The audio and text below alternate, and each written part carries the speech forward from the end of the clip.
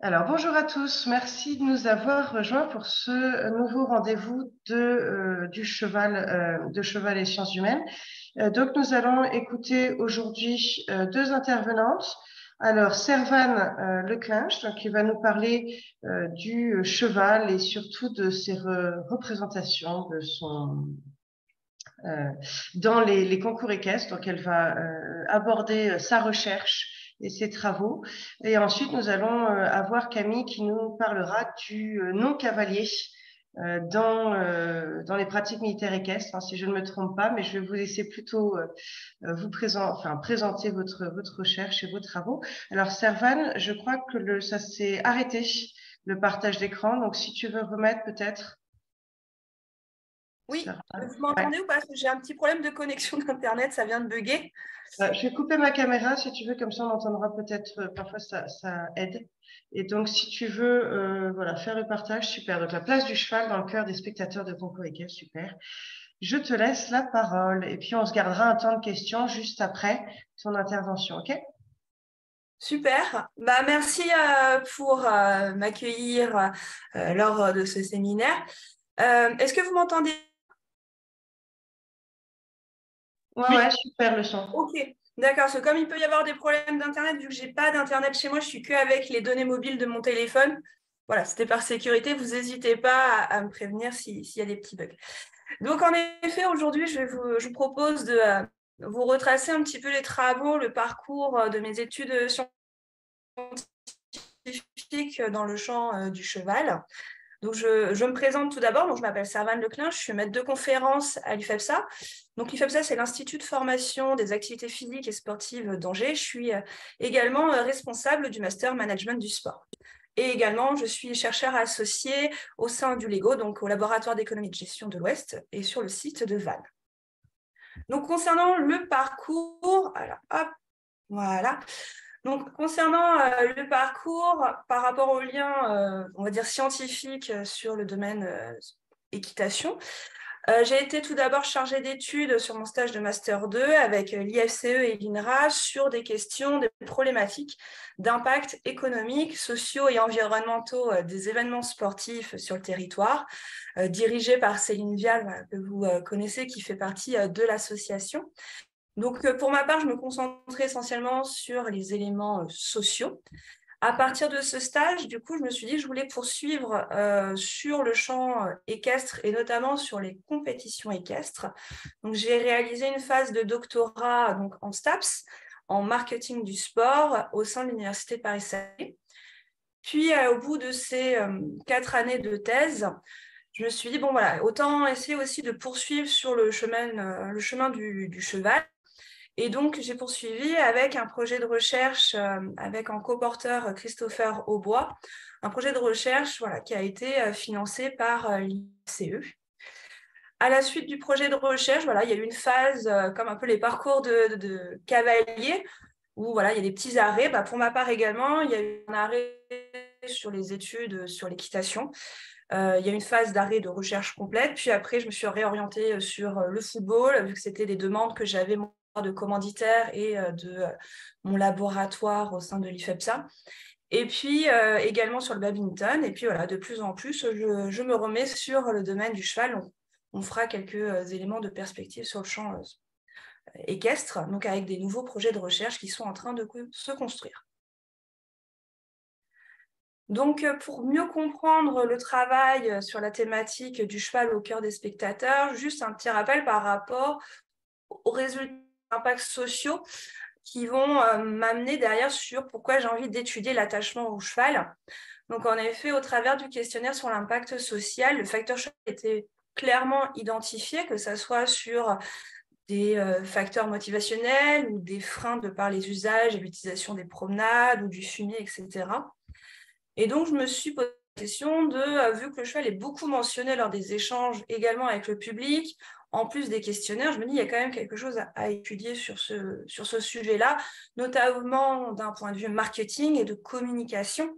pour pouvoir amener du public vers les concours et pas uniquement du CSO, hein, qui est l'une des disciplines qui amène le plus de spectateurs, mais également peut-être sur d'autres disciplines et de manière générale aussi même pour les niveaux locaux, départementaux ou nationaux.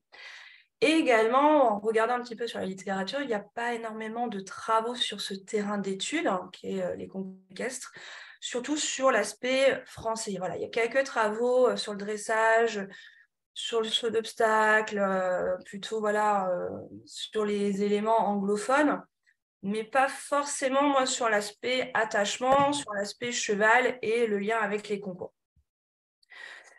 Également, en parallèle de la littérature, on va dire scientifique, on a vu qu'il y avait de plus en plus, alors c'était à l'époque, en 2012, hein, donc c'était il y a une décennie, les notions de bien-être animal commençaient à avoir de plus en plus des préoccupations, que ce soit dans la communauté équestre, mais même à l'extérieur, notamment avec la proposition de loi où il y avait un souhait de changer le statut du cheval pour le transformer en animal de compagnie. Donc, d'un point de vue, les éléments sociologiques, je me suis dit, moi, d'un point de vue aussi marketing derrière, c'était peut-être des axes intéressants à prendre en considération pour les stratégies futures. Également, dans ce questionnaire d'impact social, on a vu qu'il y avait plusieurs concepts, mais qui vont amener une certaine réflexion, et notamment les fameux accompagnateurs, surtout les néophytes, ceux qui ne connaissent pas grand-chose au milieu du cheval, hein, notamment que ce soit les parents ou les amis qui viennent accompagner, ou également les néophytes classiques qui découvrent qu'il y a une attraction, entre guillemets, sur le territoire, et pourquoi pas, pour une question de promenade, on va faire un saut à la structure. Donc je m'étais dit, tiens, ça peut être également intéressant de les prendre en considération dans le cadre de mon travail par la suite.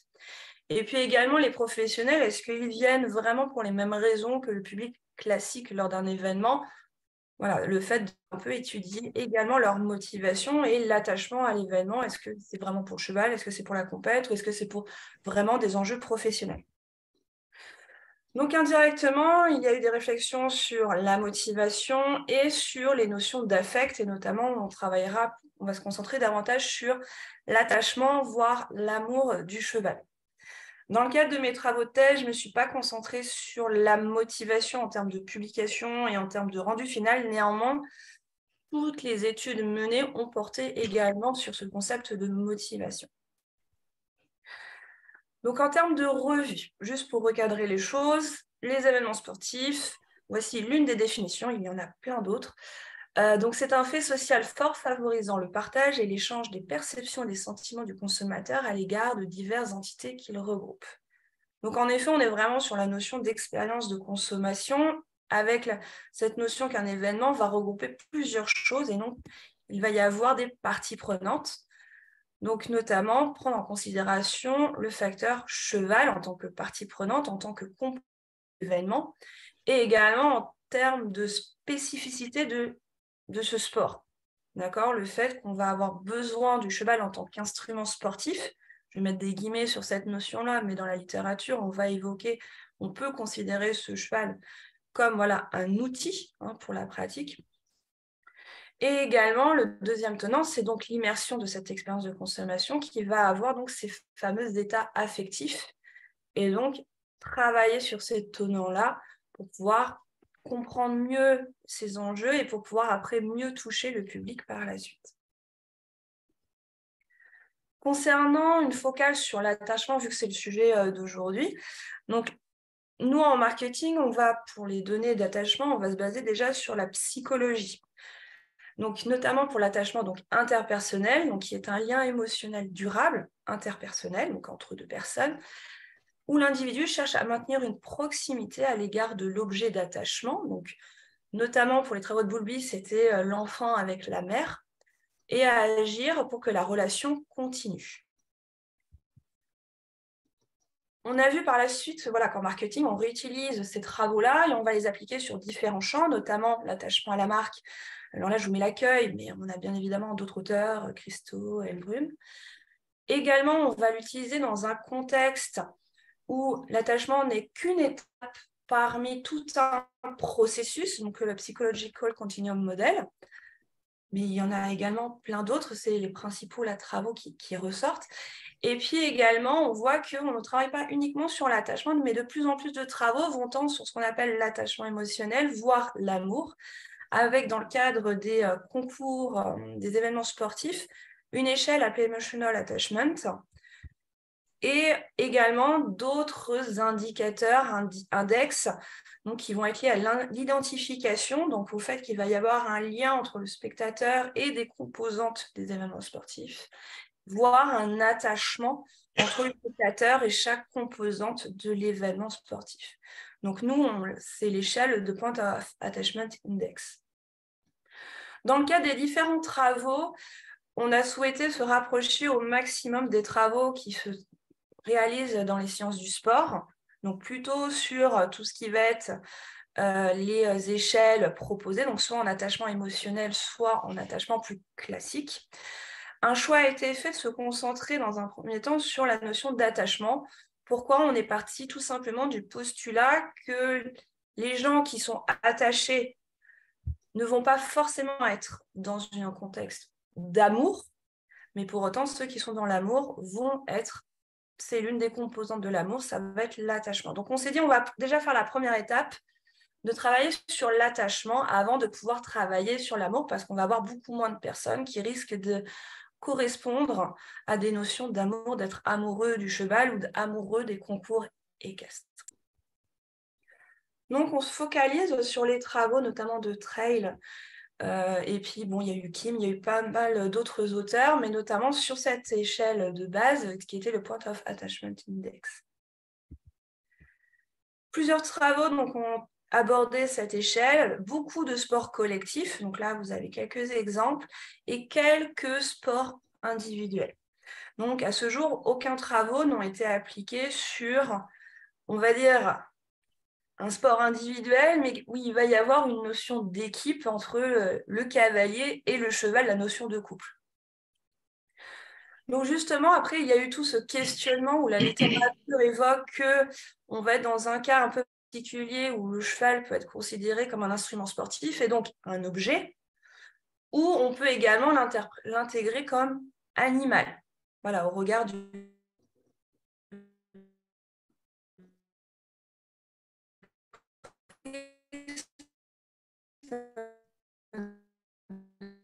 lecture qu'on va apprendre. Dans notre cas de figure, on a choisi d'utiliser la notion d'objet. Nous, on va de monture en partenaire. Donc, au fur et à mesure, on va plutôt employer le langage, le vocable de partenaire.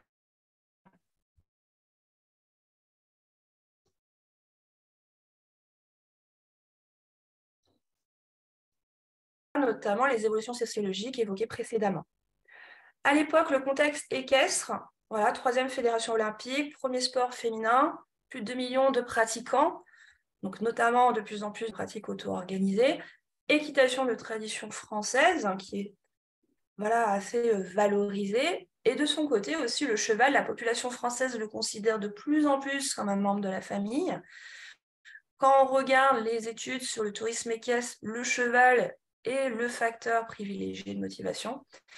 Et en termes de pratique, de plus en plus vont considérer le cheval moins comme la notion d'objet ou d'animal, mais également comme notion de partenaire, mais aussi d'athlète. En termes de concours, donc en 2015, donc, pour rappel, hein, ma thèse était entre 2012 et 2016, donc je vous ai mis les chiffres de l'époque pour rester dans le contexte du travail. Donc en effet, on était à plus de 100 000 épreuves, plutôt orientées quand même sur les disciplines olympiques.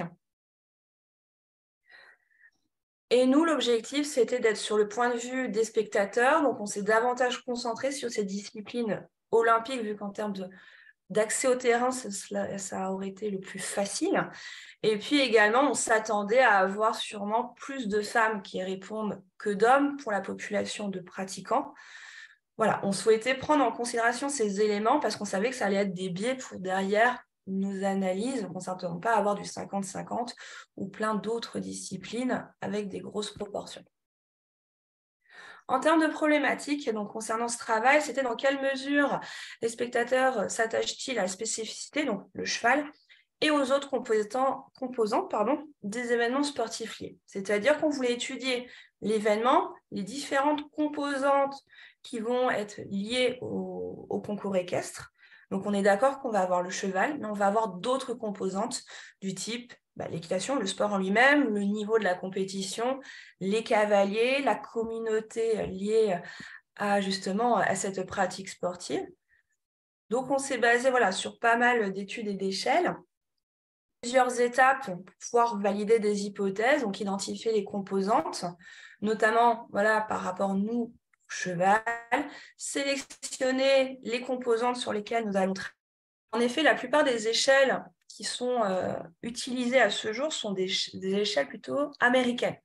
Donc, on a des éléments liés à la culture américaine que nous n'allons pas pouvoir reproduire dans le contexte français, notamment la puissance universitaire, qui nous n'avons pas forcément ces éléments-là d'un point de vue organisation d'événements sportifs. Donc, également, sélectionner les composantes et puis par la suite, étudier l'attachement de ces spectateurs à ces différentes composantes et vérifier avec cette nouvelle échelle si le cheval en fait toujours partie. Donc en effet, ce n'est pas parce qu'on sait que le cheval fait partie des concours équestres, n'importe quelle personne qui regarde un extrait de dressage, de cross, peu importe, va voir le cheval en termes de composition, mais nous, d'un point de vue scientifique, est-ce qu'on doit le conserver? Donc il y aura toute une procédure méthodologique pour vérifier cela. Donc, en termes de procédure, je vous rassure, je vous mets juste la trame méthodologique pour le cadrage, mais je n'irai pas après dans le détail avec les indicateurs à vérifier, statistiques, etc. Mais juste, pour l'idée, il y a toute une méthodologie, il y a plusieurs étapes à mettre en place. Le fait qu'il va falloir trouver des éléments, ce qu'on appelle des items, des phrases pour les échelles qu'on va évaluer. Puis après, il y aura tout un travail statistique de purification de l'échelle où on va éliminer des phrases qui ne vont pas être en adéquation. Et puis après, on va étudier la faisabilité, la fiabilité et la validité de notre échelle pour avoir l'échelle la plus adaptée à notre contexte, qui soit équestre, mais aussi français. Et puis à partir de là, ça nous permet de développer des normes, de pouvoir réutiliser cette échelle ultérieurement. Donc voilà, ça passe par lire beaucoup, littérature, faire des observations. Pour les items, je suis passée par la phase exploratoire via des entretiens. Et puis après, les différents types de traitements statistiques qu'on peut mettre en place. Donc ça, je vais passer vite parce que ce n'est pas le truc le plus intéressant qui puisse être pour notre public. En termes de méthodologie, les observations, 3 terrains de concours ont été étudiés. En termes d'études d'entretien, 42 entretiens ont été réalisés. Alors, ces 42 entretiens sont divisés en plusieurs temps. J'ai à la fois réalisé des focus groups, c'est-à-dire des entretiens collectifs, pour pas être sur de l'approfondissement, mais bien avoir des échanges entre les membres et voir quels étaient peut-être des nouveaux contenus. Le fait de pouvoir échanger entre nous, on peut apporter d'autres éléments, d'autres informations qu'on n'aurait pas pensé tout seul si on fait un entretien individuel. Donc, c'était à peu près 10 entretiens. Et du coup, les 32 autres, on était vraiment sur des entretiens individuels approfondis. Et parmi eux, il y avait vraiment une classification de personnes néophytes, qui n'y connaissent pas grand-chose, donc qui ne vont pas avoir forcément le même rapport aux compétitions et au cheval. Et puis également des cavaliers, des pratiquants. Donc après, il y avait une structuration par rapport au niveau équestre et au type de pratique, s'ils étaient orientés très compétition eux-mêmes ou plutôt loisirs. Et puis également des professionnels du milieu équestre. Comme ça, on pouvait avoir plusieurs visions et plusieurs rapports, tant sur le cheval que sur les composantes des concours équestres. Enfin, à partir de ça, on a pu tester notre fameuse échelle au travers de questionnaires. Donc, pour le cas de l'étude doctorale, on était sur du 465 réponses. Donc, en termes de composantes, grâce à la revue de littérature avec les échelles qui existent, plus tout le travail d'observation et d'études qualitatives, on a pu voir que les éléments essentiels qui revenaient étaient bien évidemment le facteur cheval, mais également le facteur couple, cheval-cavalier, le tenant cavalier, notamment avec nos cavaliers français pendant les périodes de JO, etc., avec tous les records qu'ils ont eu. Donc voilà, ça c'est bien ressorti. Le niveau sportif, hein, où peut-être les gens évoquaient le fait qu'ils n'avaient pas le même type d'attachement envers des compétitions internationales et le même engouement que pour aller voir une compétition qui va être à côté de chez eux. Également, il y a eu pas mal de verbatim relatifs à la communauté équestre et notamment le fait qu'il y avait plusieurs univers, le fait que certains cavaliers se sentent une catégorie et que voilà, il y avait un autre univers, un autre monde qui n'allait pas forcément ensemble. Donc voilà, ça évoquait pas mal ces notions de tension, ces définitions de communauté. Et puis, bien évidemment, il y a eu toute une phase sur le sport, sur l'équitation, ce qu'on en pense, son lien à la pratique, etc. Donc, à partir de ces éléments sur le tenant cheval, on a créé des items pour pouvoir les rajouter à l'échelle de mesure qui, à ce jour, n'existait pas sur le champ équestre, donc qui ne pouvait pas intégrer la notion cheval.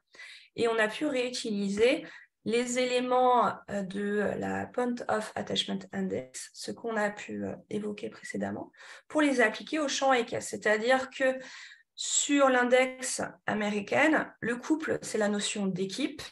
Le cavalier, c'était la notion de joueur. Niveau sportif, c'était bien le niveau sportif. La communauté, on était toujours sur la communauté.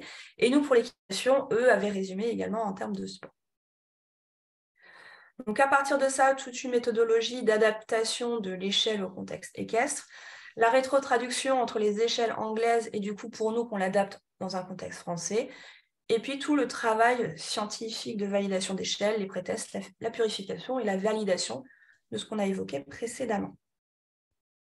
En termes de résultats, le plus intéressant.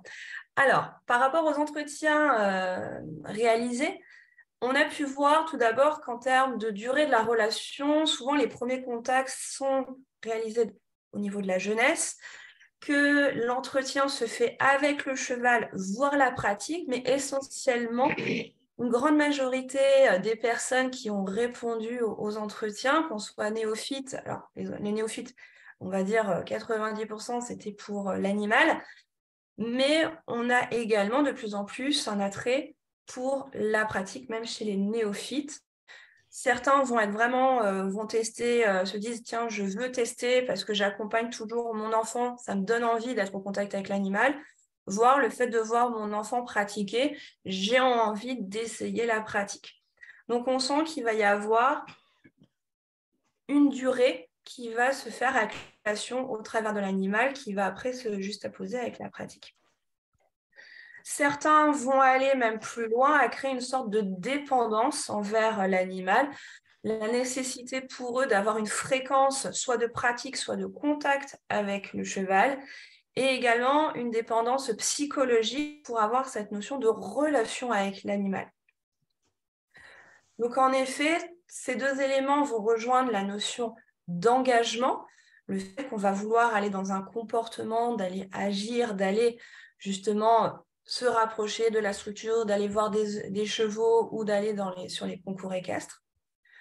Autre tenant, bien sûr, l'affect, hein, c'était le cœur de notre sujet, l'attachement.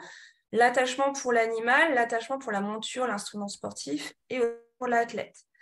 En effet, on peut voir que pour 95% des répondants, on est sur de l'attachement pour l'animal, la monture et l'athlète. Les 5 autres pourcents, ils montrent un peu d'affect, mais ils ne sont pas forcément jusqu'à ce niveau d'attachement qu'on peut définir dans la revue de littérature. Et pour ceux qui sont justement ces fameux à peu près 5%, hein, les deux entretiens, s'ils avaient de l'attachement, ils étaient davantage sur la notion d'instrument sportif parce qu'ils étaient plus proches de la pratique que de l'animal, que du cheval. Voilà. Eux, c'était vraiment plus l'attachement pour la pratique. On voit que donc, pour la majorité d'entre eux qui développent de l'attachement, ils vont être sur des notions d'intimité.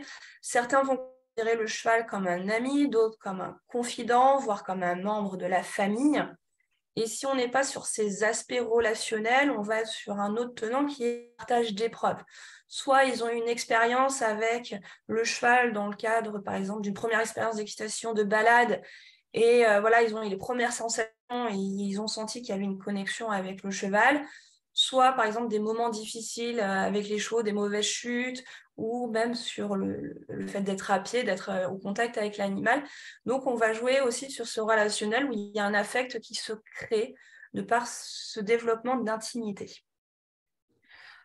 Mais on n'a pas uniquement l'attachement. En effet, on a vu que directement, sans trop évoquer cette notion, les gens vont facilement parler de passion.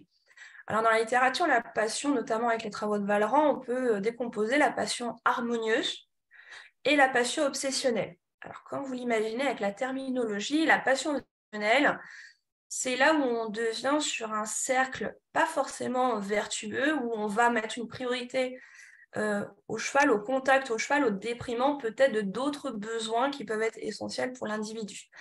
Alors notamment, il y avait des travaux sur les notions de vélo, où les gens qui sont dans une passion obsessionnelle pour le vélo s'endormaient avec leur vélo dans leur lit. Voilà, on peut aller sur des éléments qui vont très très loin en termes de passion obsessionnelle.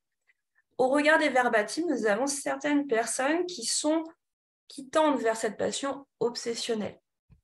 Ainsi, si on regarde justement ce triptyque engagement, intimité, passion, on voit qu'en fait, ça correspond au triangle d'amour évoqué par Sternberg, qui a fait sa théorie triangulaire de l'amour, qui se base sur ces 3 éléments. Et on le retrouve pour une bonne partie des répondants. Néanmoins, ce n'est pas la totalité des répondants. Donc, ça a le fait qu'il fallait mieux travailler quand même sur l'attachement, même si ça nous donne des pistes de réflexion concernant la passion et concernant l'amour. Pour refaire le lien avec la méthodologie, en effet, là, je vous ai donné les résultats globaux de l'étude qualitative, parce que sinon, on pourrait en parler pendant très, très longtemps. Mais pour faire le lien avec mon autre étude, avec mes questionnaires, il fallait faire émerger des items. Dans le cas du cheval, on s'est concentré sur 2 types d'items. Donc, c'est 2 phrases qu'on va ajouter à l'échelle de mesure. Donc, c'était « Je suis une grande fan de chevaux et je ne me concentre pas sur un cheval spécifique, mais sur les chevaux en général. »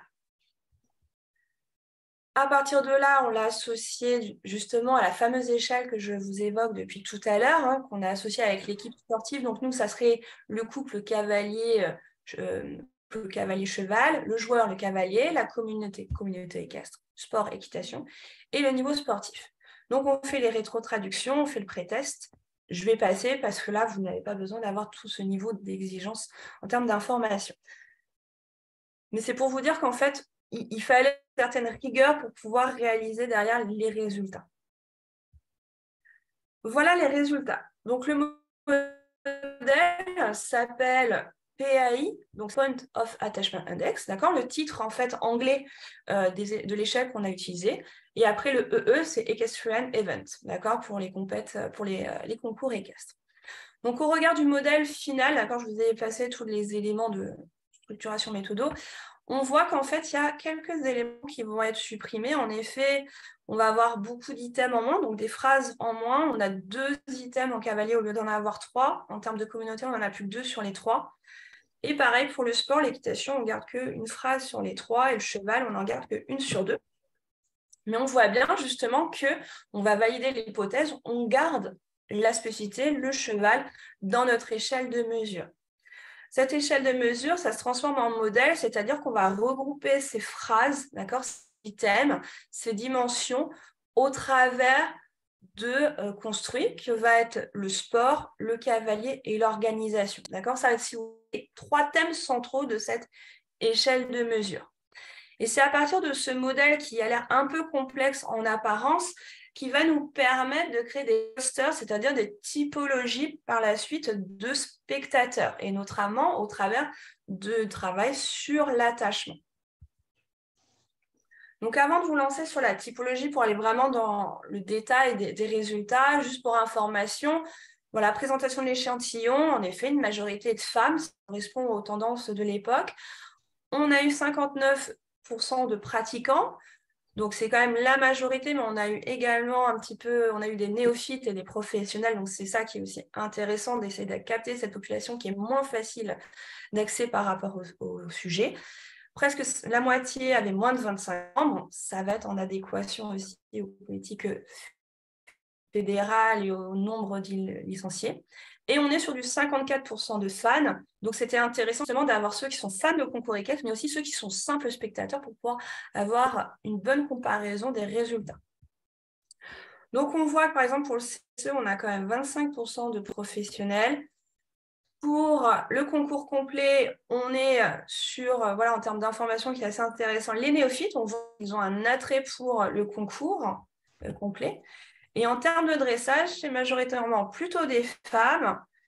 Et on a quand même pas mal un public jeune. Alors, par rapport à ce qu'on peut voir en termes de licence, voilà, il y a des petites nuances, donc c'est intéressant.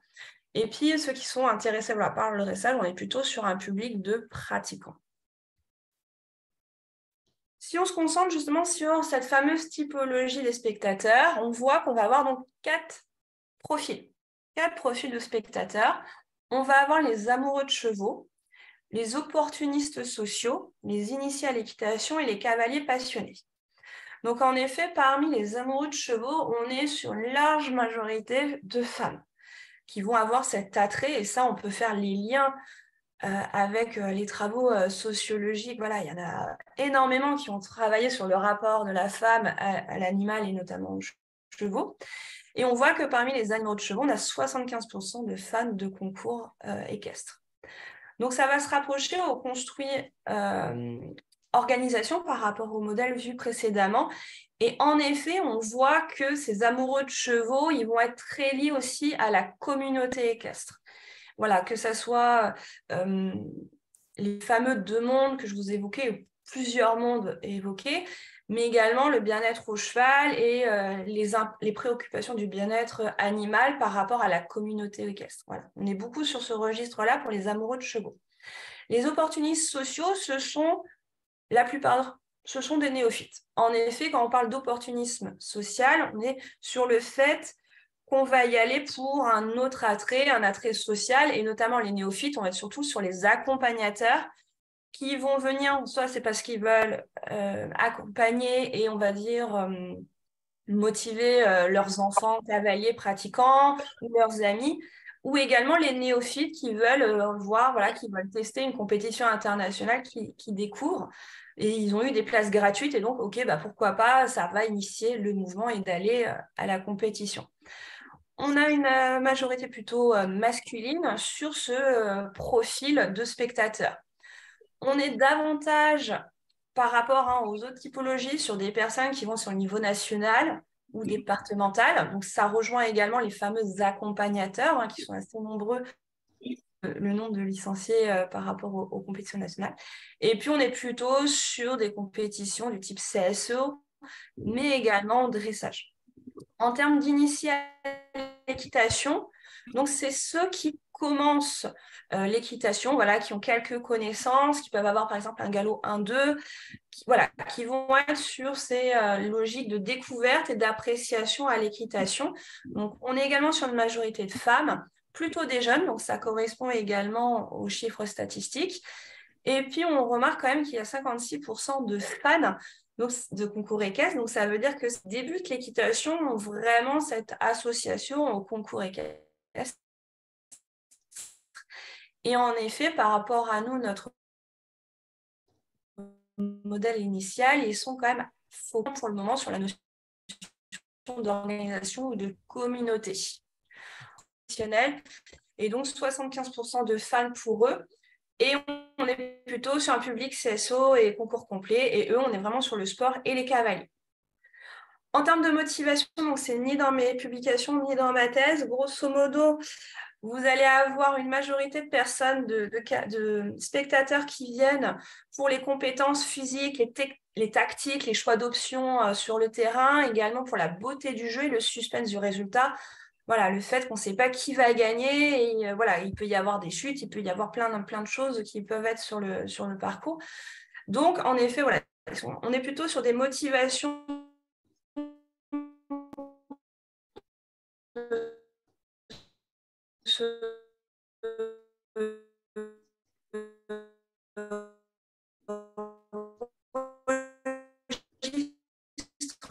là et moins donc, sur le fait qu'on va se dédier à notre vie quotidienne, à nos factures et ses exemples avec le public. Et en effet, quand un couple passe, relation avec le cavalier ou le couple, dans la mesure où la relation de soi, c'est si eux gagnent, nous, on a un sentiment aussi de gagner. Donc, ça va être bien sûr à nuancer en fonction de si on regarde des compétitions internationales, avec la fédération, avec le fait qu'on est fédéré autour de l'équipe française ou d'un autre pays en fonction de chacun. Voilà. Mais sinon, en général, la population, les spectateurs ne sont pas forcément sur cette notion-là. Autre projet, donc par rapport au projet de l'IFCE, plusieurs actions mises en œuvre. Tout d'abord, comprendre la structuration de l'offre équestre. Donc, c'est une étude qui était basée sur la typologie d'organisation sportive équestre. Donc, à l'époque, c'était en 2015. L'étude a été réalisée entre 2016 et 2018. Entre 2016 et 2018, pardon. Donc, notamment sur les groupements équestres adhérents à la fédération, et puis toutes les synthèses régionales des exploitations équines. Donc, dans le cas de cette étude, je m'étais concentrée que sur le choix du département des Hautes-Alpes. Tout simplement pourquoi? Parce qu'il y avait 2 régions où il y a le plus de licenciés, c'était l'Île-de-France et le Rhône-Alpes. Au regard du nombre de structures qu'il y a en Île-de-France, ça risquait d'être un petit peu compliqué en termes de recensement.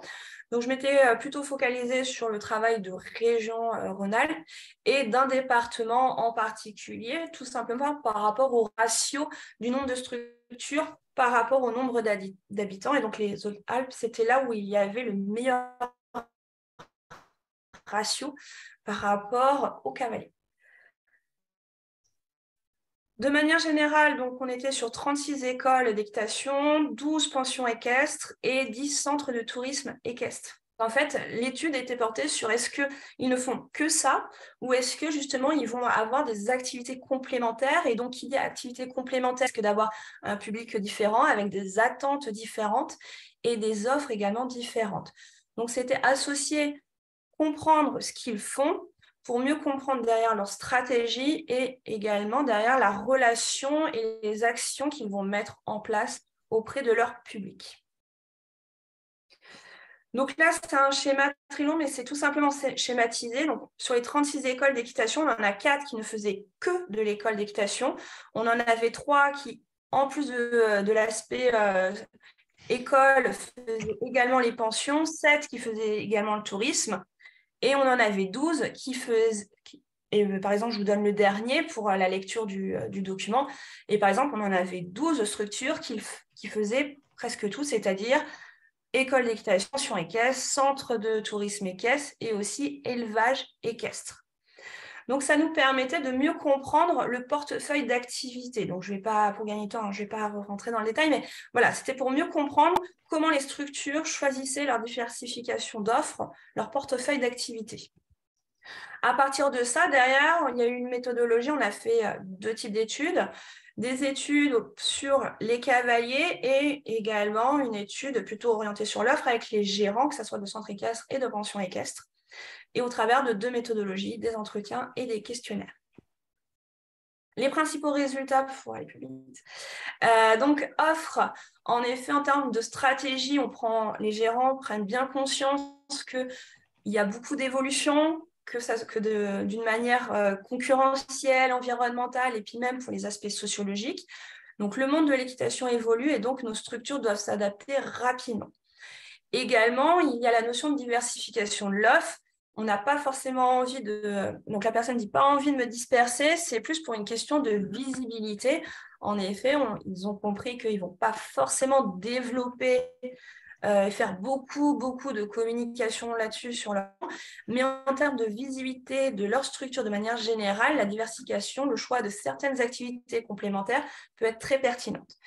Également, pour eux, le départ de leur cavalier est porté surtout sur l'aspect consommateur volatile.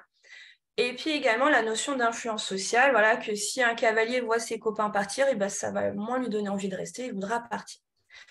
Du côté de la demande, on voit en termes de motivation qu'il y a la proximité du club, soit par rapport au lieu de travail ou par rapport au lieu de résidence. Également, la notion d'ambiance est très importante et la qualité du moniteur d'un point de vue pédagogique.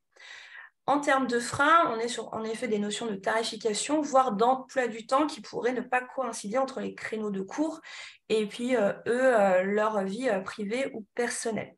En termes de fidélité, ce qui est intéressant, c'est qu'on a 46 personnes qui se considèrent fidèles. Alors, on va mettre entre guillemets le coûte que coûte, c'est-à-dire que même s'il y avait énormément d'influence, de la concurrence, d'incitation à venir les rejoindre, un tarif moins cher ou autre, et ben 46% d'entre eux déclarent que peu importe les actions qui peuvent être mises en œuvre, ils restent dans leur club.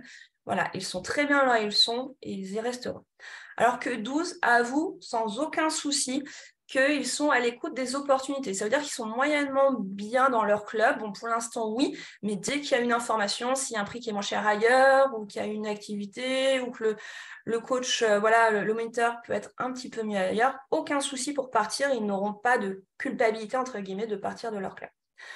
En termes de départ concernant la demande, eux évoquent les notions de déménagement, des problèmes en termes d'ambiance dans les clubs, des problèmes en termes de pédagogie de moniteur, et également de plus en plus le non-respect du bien-être animal, et également les mauvaises expériences, notamment avec des mauvaises chutes, avec des traumas ou autres.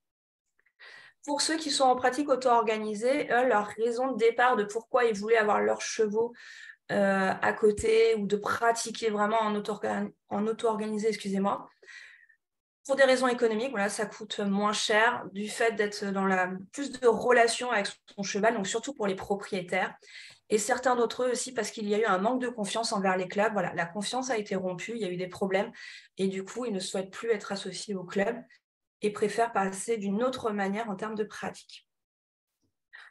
Enfin, en termes de perspective, donc justement, il y a Camille et il y a Anastasia aujourd'hui. Donc, on a un projet franco-lettonien qui va être en cours de développement. Donc là, on ne peut pas trop vous en parler aujourd'hui parce qu'on ne s'est pas encore tous réunis, on n'a pas encore tout mis au clair de comment on va s'organiser et quel contenu exact on va mettre. Mais quoi qu'il en soit, ça va passer au travers de 3 études. Donc, on revient sur les notions d'événements sportifs comme dans la thèse, avec les notions d'organisation des événements sportifs, avec les aspects légaux, notamment avec Sandra Cessel, organisationnels et sociétaux. Et on va se concentrer sur le prisme de l'équitation et surtout du cheval. Et puis, un autre volet qui est lié à la pratique de l'équitation, notamment avec le travail sur le parcours du cavalier et les éventuels départs. Soit de pause, voire vraiment départ plus ou moins définitif. Et puis également les réactions comportementales des gérants, des cavaliers et des propriétaires par rapport à la période Covid, notamment face aux restrictions pour aller voir les chevaux, pour les pratiquer. Enfin, le projet, pareil, je ne vais pas le développer, parce que je ne suis pas chef de projet de celui-ci. C'est Patrice Régnier, qui est également membre de l'association, qui porte le projet de pratique d'avenir de l'équitation et position antispéciste. Donc, n'hésitez pas à lui poser des questions par rapport à l'étude. Nous, pour ma part, je me concentrais que sur le volet marketing et stratégie des structures. Donc, du coup, je vous remercie. Je suis désolée, je pense que je suis allée j'étais un peu longue. N'hésitez pas si vous avez des questions. Je vais juste me permettre de couper le partage pour pouvoir vous voir en termes de Wi-Fi. Oui, merci Servane, c'était super complet, très intéressant. Donc, je vois déjà des mains levées. Donc, à la limite, je vais déjà laisser la parole à ceux qui voudraient s'exprimer. On essaye de se garder un quart d'heure de questions pour pas mettre trop en retard. Camille, peut-être, si ça vous va. Hein, donc, Camille, je te laisse la parole, vas-y. Alors, pas du tout, c'était un applaudissement. Ah, c'était un applaudissement. Moi, je pensais que c'était une question, autant pour moi. Je suis désolée. Non, pas du tout. Donc, j'ai trouvé ça passionnant, mais j'ai pas spécialement de questions à part bravo. Merci. Après, désolé, une question au niveau de tes distinctions publiques. Alors, je ne sais pas si tu m'entends bien. Allô? Ouais. Oui. Oui, donc parfois, bon, il y a eu deux petites coupures de son, mais normalement, on a réussi à peu près à tout entendre, donc c'était top. Moi, j'avais des questions au niveau de tes distinctions, justement, de public cavalier, par rapport au fait que tu sépares justement donc les cavaliers passionnés de ceux qui aiment le cheval. Et donc, je voulais, est-ce que tu peux approfondir un petit peu cette différenciation que tu fais justement entre ceux qui sont vraiment tournés autour de la pratique et ceux qui sont tournés vers l'animal? En quoi est-ce que justement tu vois cette différenciation s'opérer le plus pendant tes recherches? Enfin, si tu pouvais m'en dire un peu plus sur les distinctions que tu as faites sur les différents publics tels que tu les as présentés. D'accord. Donc, en effet, donc, par rapport à ces distinctions, c'était surtout dans l'étude qualitative. D'accord? Parce que pour les questionnaires, je me suis concentrée que sur l'attachement. Mais en effet, dans les publics interrogés dans mes entretiens, j'étais sur des personnes, donc notamment pour les cavaliers. Parmi ces cavaliers, on avait ceux qui étaient très orientés sur l'équitation, qui avaient un besoin de monter qui était vraiment, on va dire, vital, entre guillemets. Voilà, ils avaient leur rituel et grosso modo, leurs amis passent après. S'il y a une soirée, on s'en fiche, il faut aller au cheval avant tout. Et puis j'en avais d'autres qui étaient davantage sur c'est pas grave si je ne monte pas à cheval, mais j'irai voir mon bébé d'amour, mon cheval, ou mon cheval préféré s'il n'était pas propriétaire. Il y avait aussi ce besoin de connexion avec l'animal et pas forcément l'animal en tant que monture ou partenaire sportif. Je ne sais pas si c'était dans ce registre-là. Si, c'était une bonne réponse. Je vois que Camille a levé la main, donc si tu veux poser ta question. Oui, bonjour, merci pour la présentation, c'était vraiment top, Servan. J'ai deux petits compléments face à ce que tu as dit. J'ai travaillé pour ma thèse sur une population des auto-organisés équestres, donc les hors-structures. Et en fait, je vois aussi apparaître ces deux motivations pour la pratique et l'animal. Et notamment pour la pratique, c'est la diversité des pratiques qu'ils recherchent et qui n'est pas proposée par l'offre équestre actuelle des centres équestres notamment. Donc ça Tout à fait. impacte vraiment ce que tu disais et c'était chouette de voir ta présentation pour ça. Et puis un autre petit point que j'ai relevé, que j'ai trouvé super intéressant, c'est quand tu parlais des offres équestres, tu disais que quand les cavaliers quittaient les centres équestres, c'était notamment d'un point de vue économique. En fait, l'étude que j'ai faite s'est déroulée en 2020 et aujourd'hui, le côté économique disparaît un peu au profit du côté bien-être animal que tu as pointé, qui montait en 2012 et aujourd'hui, on est vraiment dedans. C'est pour le bien-être animal que les gens quittent les clubs. Tout à fait, ouais, ouais. Et en effet, par rapport à tes propos, alors ça commençait doucement pour la diversification de l'offre et par rapport aussi au niveau équestre, ils m'avaient évoqué, certains d'entre eux, en disant, bah, nous, on s'ennuie dans les cours, on a le niveau 7 et dans les cours, bah, ils veulent pas aller plus haut parce qu'il y a un manque de cavalerie ou voilà, ou autre. Donc, autant faire notre pratique de notre côté et puis louer éventuellement un instructeur qui va être pour le cours particulier. Et aussi en termes de diversification, j'avais entendu le début un peu du travail appelé qui se développait, les balades, etc. Mais c'était, on va dire, un peu récent. Au moment de l'étude, j'avais pas beaucoup de... Ils me disaient, voilà, nous, c'est beaucoup les balades, beaucoup moins le saut, etc. On est plus sur des notions de loisirs. Et aussi, complément que j'ai pas pu évoquer là, mais j'ai eu beaucoup de hors structure qui me disaient on n'est pas complètement radié des structures. C'est-à-dire que des fois, ils vont dans les structures louer ou cotiser, puis voilà, utiliser la carrière ou le manège ou un peu d'équipement, mais occasionnellement. Voilà, ils ne sont pas complètement rattachés, mais pour des intérêts techniques et eux de monte, voilà, ils pouvaient, certains faisaient un peu d'hybridation, dirons-nous. C'est exactement comme ça que je les ai appelés, ces gens-là, les hybrides. Ah bah voilà, bah parfait. Parce que du coup, tu attends d'avoir ta thèse pour pouvoir la lire. Donc tu vois, comme quand on était connecté sur, sur le terme évoqué, quoi. Et alors, j'ai Je une me autre question. permets, je me permets de poser une question par rapport à ce que Camille disait. Je me demande aussi si la hausse de la TVA et une certaine régulation peut-être des tarifs aurait pu influer. Enfin, c'est une question que je me pose juste en écoutant tes directives. Je te vois hocher la tête, donc j'imagine que non.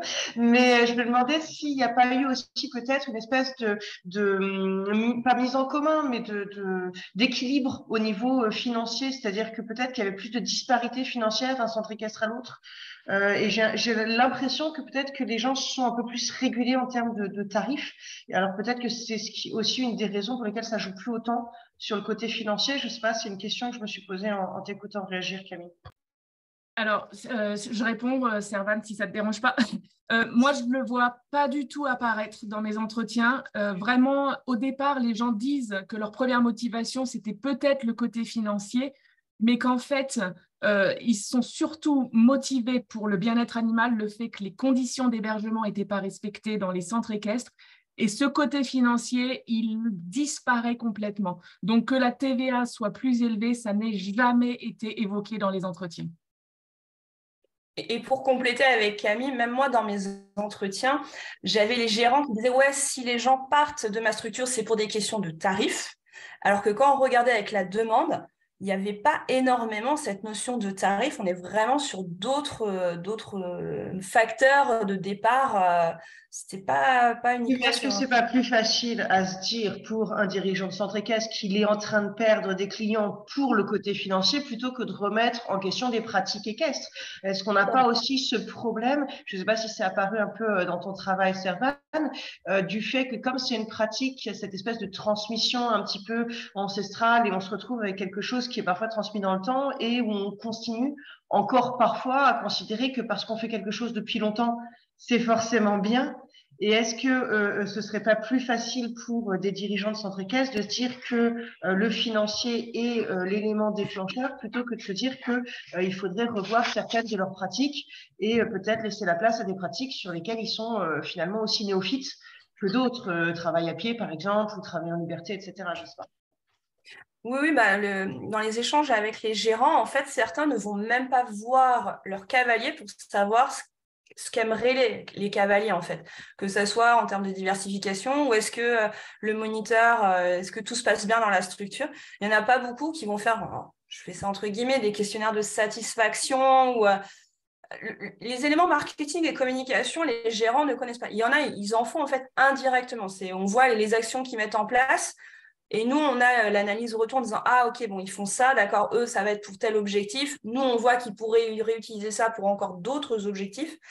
Mais ils n'ont pas forcément le recul. Ils voient juste que voilà, il y a un turnover ou qu'il y a des gens qui vont être fidèles.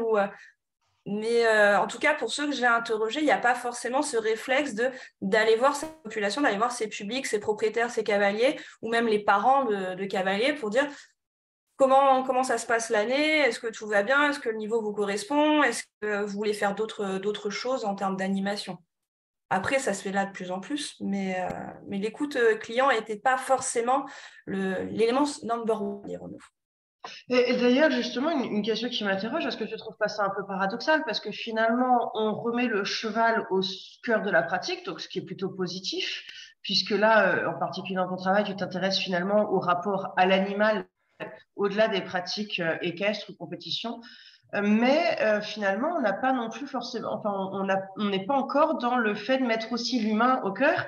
Et comme si on mettait de côté le fait que ça reste quelque chose, un acte commercial, quoi. C'est-à-dire que dès le moment où le dirigeant a des clients, ben, on a quand même un acte commercial où il faut bien satisfaire des clients qui sont aussi des êtres humains. Et donc, est-ce qu'il n'y a pas aussi peut-être cette espèce de paradoxe du fait qu'on a remis le cheval au cœur des pratiques, mais que peut-être dans la formation, alors je vois ça comme ancienne prof de MFR peut-être, mais on n'a peut-être pas suffisamment le facteur humain aussi au cœur des pratiques, du fait que peut-être que les gens ont besoin de plus de confiance, plus d'humain aussi dans le centre équestre. Oui, oui, tout à fait. Puis quand on voit les résultats, notamment des cavaliers, bon, oui, il parle du cheval, mais il parle aussi de l'ambiance du club, que c'est une communauté, que on veut être bien, on veut que ça soit un peu notre deuxième maison, parce qu'on risque d'y passer un peu de temps, comme dans tous les clubs, enfin tous les clubs, un peu pas que dans le milieu du cheval, mais il y a ce rapport, cette relation avec le club.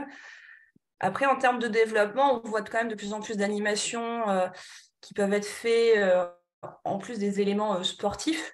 Mais après, tout dépend des clubs et aussi de la vision du club par rapport à leur relation avec leur public. Après, je ne sais pas si Camille, toi, tu avais eu des choses dans le cas de tes travaux.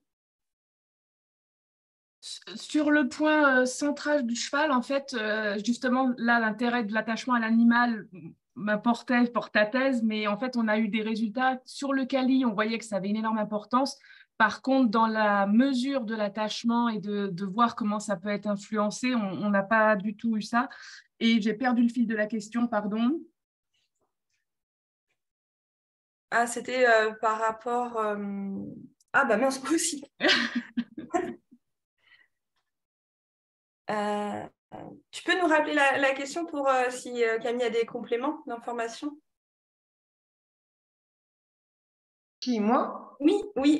Ah, pardon. La question par rapport à l'humain? Oui.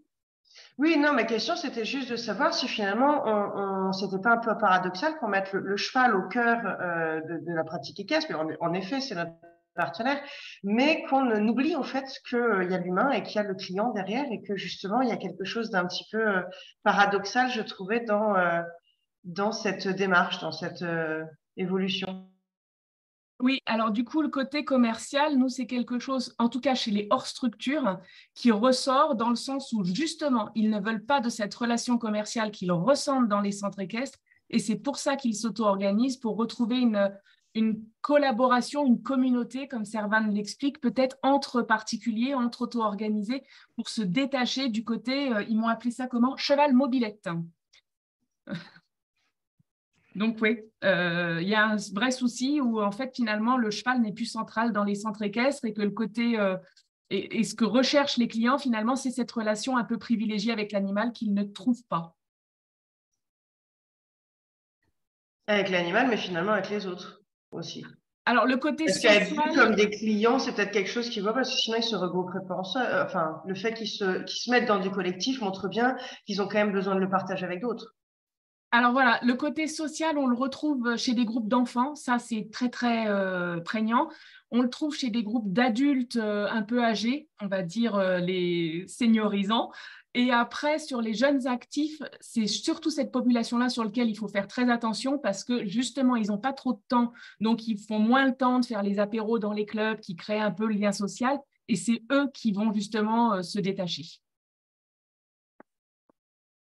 Ok, ben merci beaucoup d'avoir ces retours. Est-ce qu'il y en a d'autres qui voudraient parler? On a encore 2, 3 minutes. Moi, j'avais une question aussi par rapport au projet que tu évoquais, si vraiment personne ne veut lever sa main. Le projet dont tu évoquais, la laiton français, vous voulez nous en dire un petit mot avant qu'on finisse? Oui. Du coup,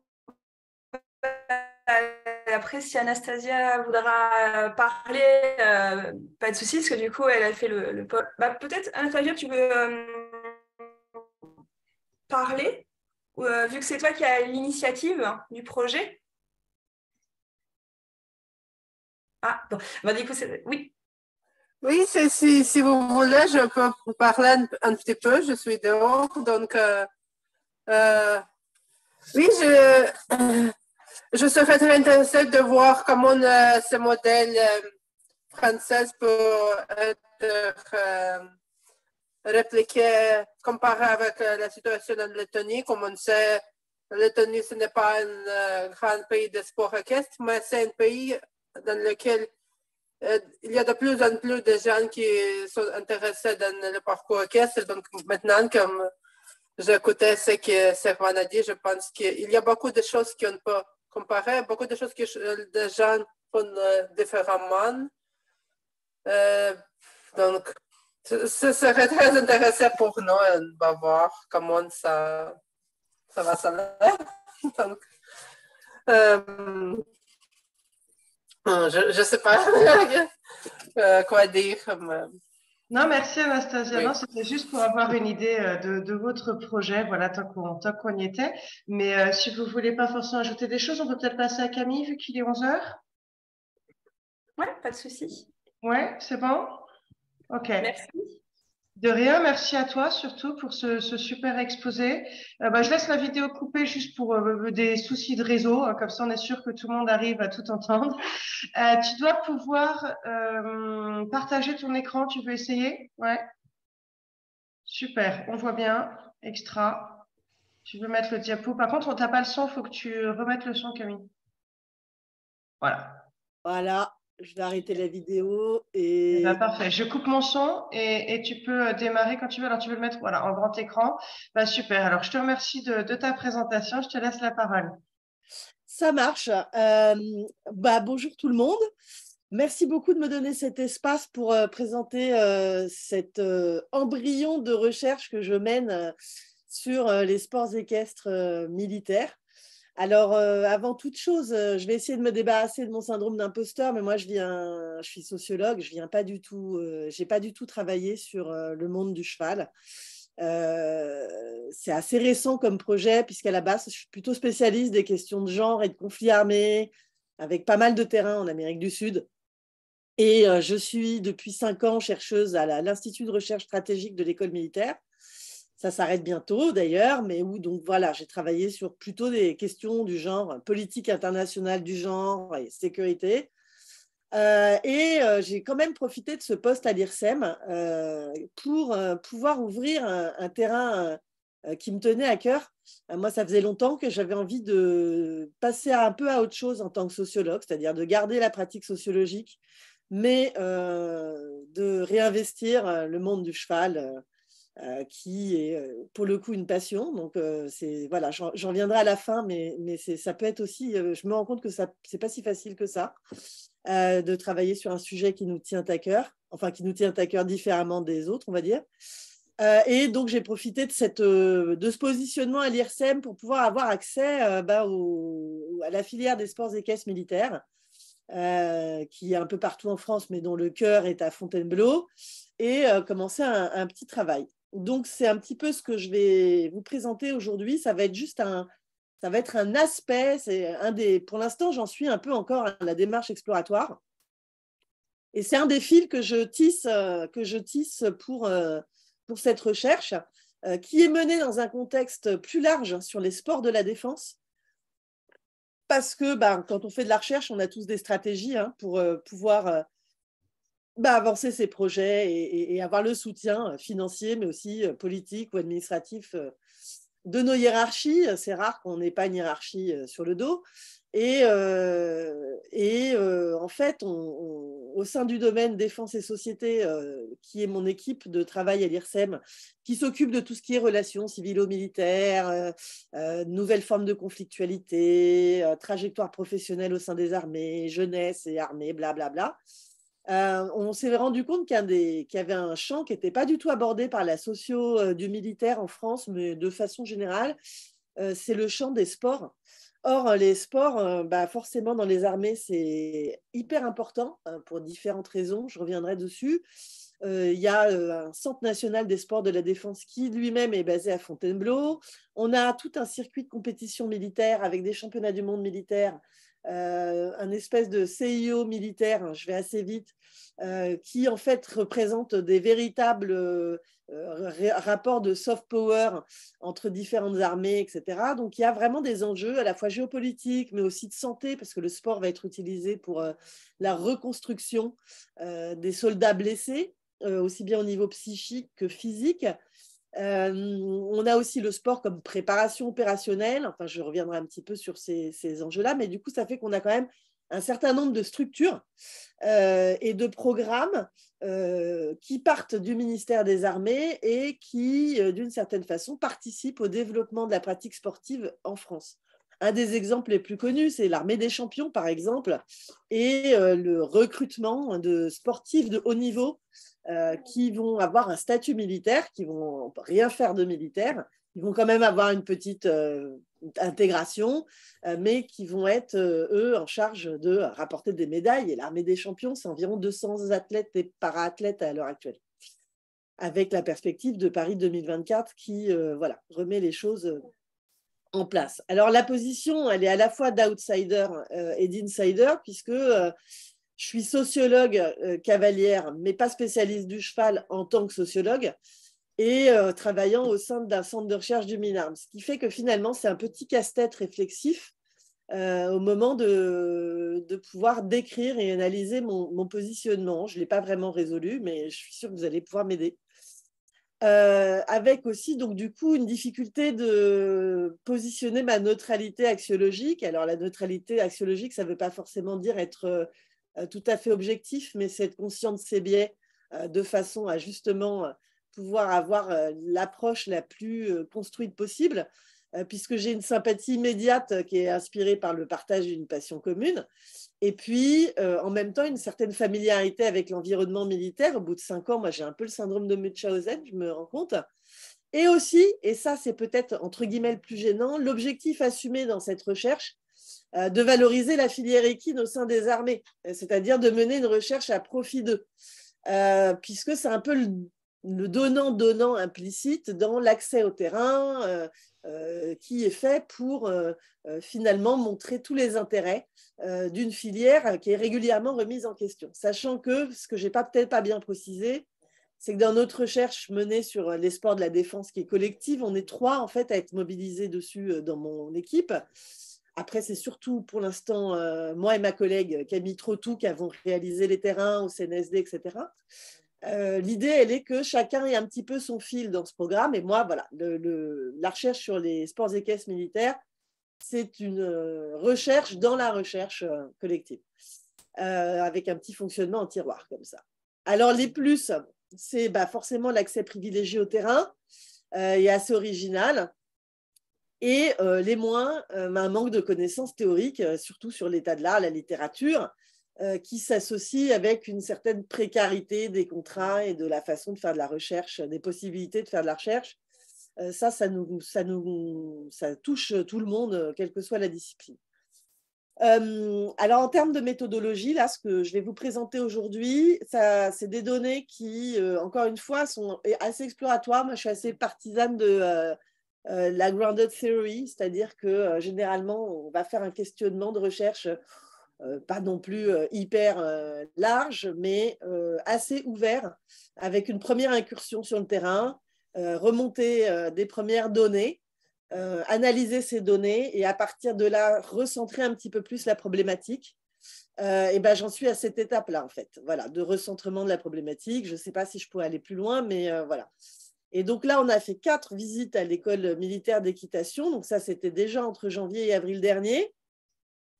J'ai d'autres missions planifiées d'ici à l'automne. L'automne se termine quand même, mais j'espère pouvoir faire ça avant la fin de l'année ou tout début 2023, avec donc des terrains exploratoires qui ont consisté en des échanges avec le commandement, la visite des lieux, de l'observation participante. Alors, on est allé regarder une journée type à l'EME 2 ou 3 fois. On a aussi observé un stage d'équitation adaptée. On a réalisé un focus group avec des CT1. Alors, les CT1, c'est des sous-officiers en formation pour devenir maître de manège. Donc, c'est des futurs moniteurs d'équitation au sein des armées. Et là, ce qui me manque particulièrement, c'est d'aller à Saumur, au régiment de cavalerie, puisque c'est là qu'il y a le plus d'utilisation du cheval en ce qu'on appelle préparation opérationnelle, mais je reviendrai là-dessus.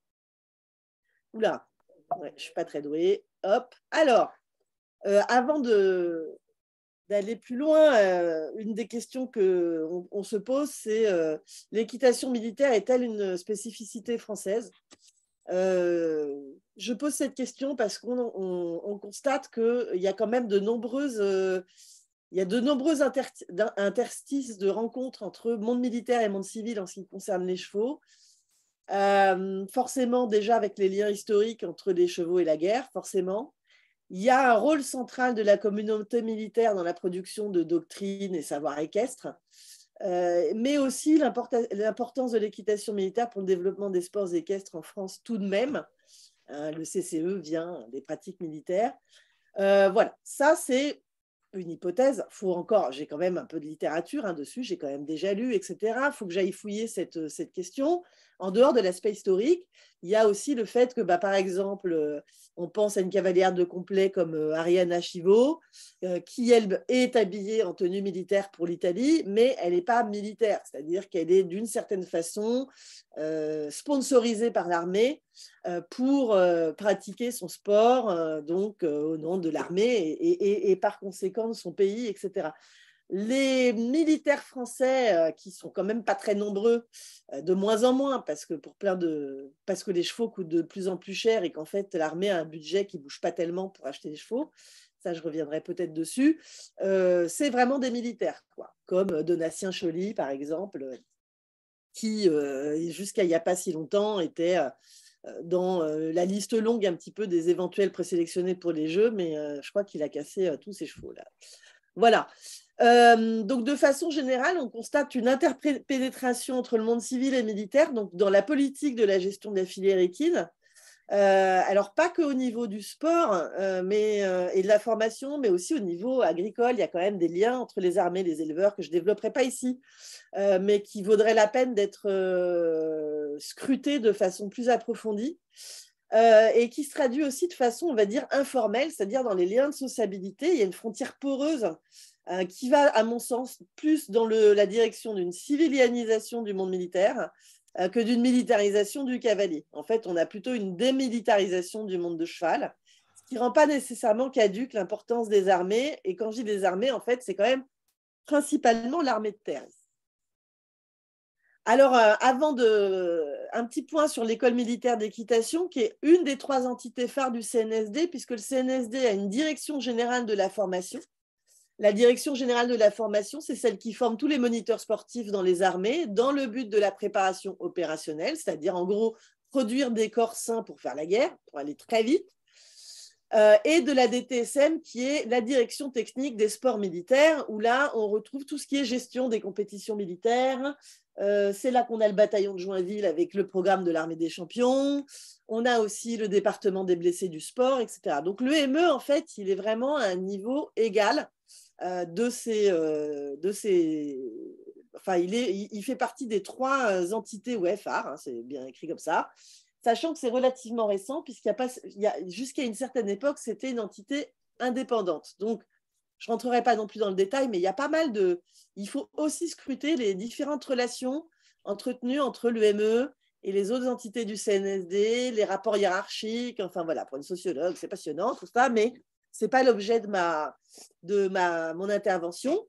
Sachant qu'alors, dans l'UME, on a des domaines dans le CNSD, voilà, domaines d'activité qui regroupent les missions de prépa-ops, je l'ai déjà dit, reconstruction par le sport, rayonnement, et aussi pratique du sport pour tous. Alors, malgré ça, l'équitation militaire est en danger, c'est-à-dire que, j'exagère un peu, mais elle est accusée de coûter trop cher.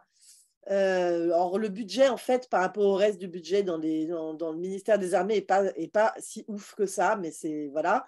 Et de ne servir à rien, de fonctionner en cercle fermé, d'être une petite mafia déconnectée du monde militaire. D'ailleurs, le commandant de l'EME, qui est en poste depuis peut-être 2 ans, le lieutenant-colonel Frédéric Dupré, et je crois le premier commandant de l'EME qui ne vient pas de la filière équestre. Lui, il était légionnaire. Et donc, il y a eu des petits soucis à l'EME il y a quelques années. Et donc, on a vraiment un changement on a eu quand même un changement d'orientation et de direction. Alors, plusieurs hypothèses pour expliquer un petit peu cette incompréhension, on va dire, ou en tout cas cette perte de prestige du monde du cheval au sein des armées. C'est d'abord le fait qu'on a un profil spécifique des militaires cavaliers qui n'ont pas forcément les mêmes origines que les autres officiers ou sous-officiers, qui ont des choix de carrière un petit peu spécifiques. Alors ça s'est ressorti dans nos conversations, notamment dans les officiers supérieurs. Donc, officiers supérieurs, ça commence à commandant, qui, à un moment, font le choix de la filière équestre. Par exemple, dans les CT1, donc les sous-officiers qui se formaient pour être maîtres de manège. Donc, en fait, le parcours classique, c'est qu'ils font des tests d'entrée à l'EME, ils sont pris. Là, ils vont faire un temps de formation initiale à Saint-Mexan, qui est l'école de sous-officiers, où tous les officiers vont, quelles que soient les spécialités qu'ils ont choisies au départ. Et une fois qu'ils ont fini Saint-Mexan, ils arrivent à l'EME où ils sont formés.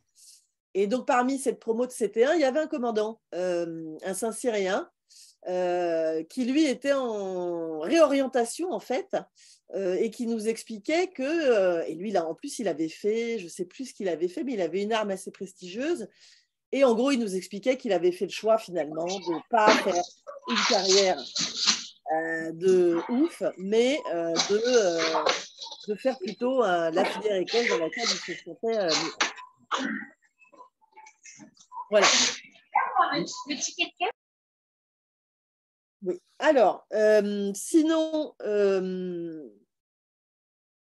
je vais passer directement à la suite. Alors, pour rentrer plus, pour décrire plus l'EME, son fonctionnement, donc déjà, on a plusieurs missions. On a une mission de formation. Alors, à la fois de formation des jeunes, des chevaux, en fait, mais aussi des cavaliers, des soigneurs, des responsables d'écurie, éventuellement des maréchaux ferrants.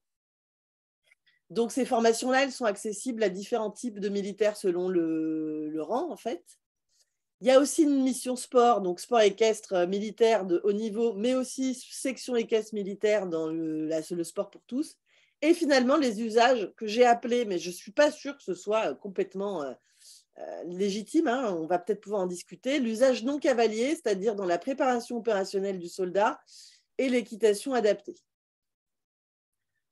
Alors, la problématique générale, c'est qu'est-ce que j'ai choisi de faire, puisque il fallait bien choisir une entrée, c'est assez large hein, comme sujet en fait, ça a été de se centrer sur 2 des 4 missions de l'EME qui n'étaient, à mon sens, pas cavalières, ou en tout cas pas tournées vers un public d'initiés et qui n'avaient pas le but de former des cavaliers. Donc, c'est la préparation opérationnelle, c'est-à-dire l'usage du cheval pour l'entraînement militaire, et la reconstruction par le sport, qui sont les stages d'équitation adaptés, donc d'équithérapie, mais ils ne peuvent pas s'appeler comme ça. Alors, les raisons, c'était l'idée de formuler une question de recherche qui soit à la fois valide, dans une démarche sociologique, mais qui pouvait aussi être utile, ou en tout cas contribuer à cette espèce de consensus implicite qui était d'être utile pour les acteurs étudiés. Donc, on n'est pas hyper loin de la recherche-action. Par ailleurs, un des objectifs à plus long terme, elle est de valider l'hypothèse de l'existence d'une identité professionnelle spécifique du militaire cavalier. Là-dessus, je m'appuie sur des travaux. Justement, ma collègue Camille Trottou, avec laquelle je travaille, elle a fait toute une thèse sur les identités professionnelles dans les armées, et notamment les identités professionnelles de l'aviateur. Quand on dit aviateur, c'est toute personne dans l'armée de l'air, hein, mécano, basier, c'est pas que le personnel navigant.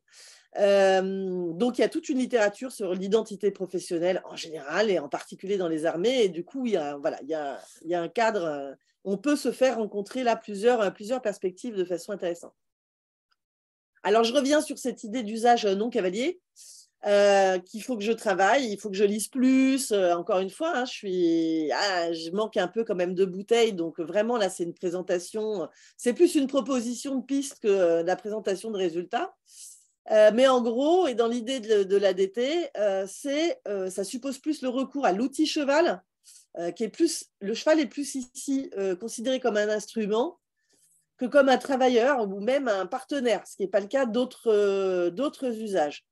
Et cela afin d'obtenir des effets spécifiques sur une population non équitante et dans un objectif donné qui est indépendant de toute problématique équestre. Prépa-ops, il faut aller faire la guerre, et la reconstruction par le sport, il faut récupérer les gens.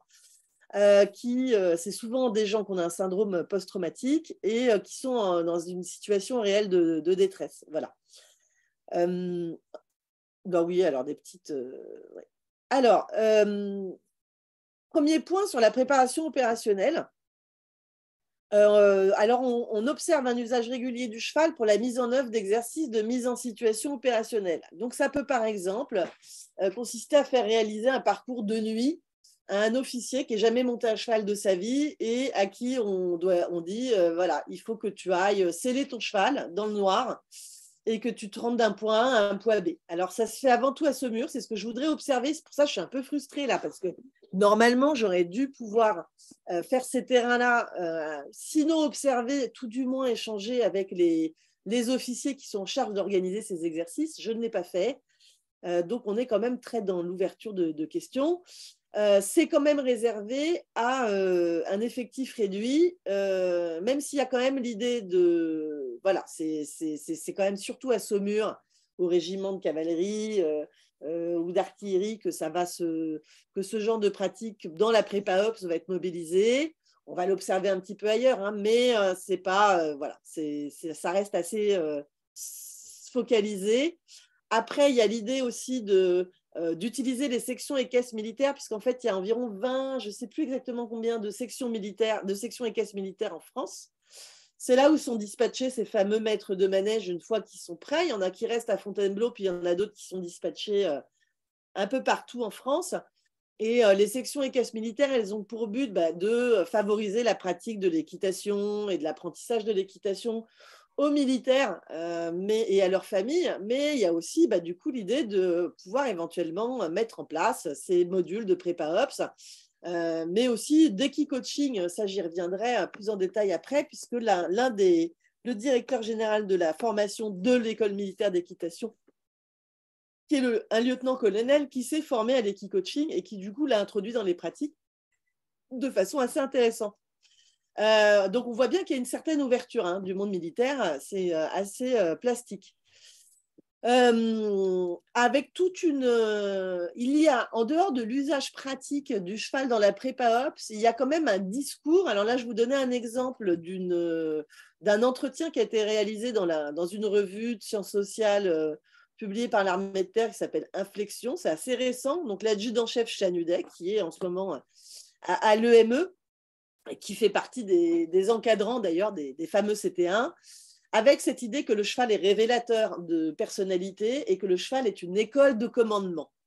Donc, il y a tout un discours que je n'ai pas encore fouillé, mais un régime discursif de qu'est-ce que le cheval fait pour la préparation opérationnelle et notamment celle des officiers qui sont amenés à commander, qui est alors, déjà, il faut aller dans le détail dans ce régime discursif, ce que je n'ai pas encore fait. Et puis ensuite, il faut en voir éventuellement les effets, mais aussi les écarts entre la pratique. Enfin voilà, il y a tout un champ à approfondir.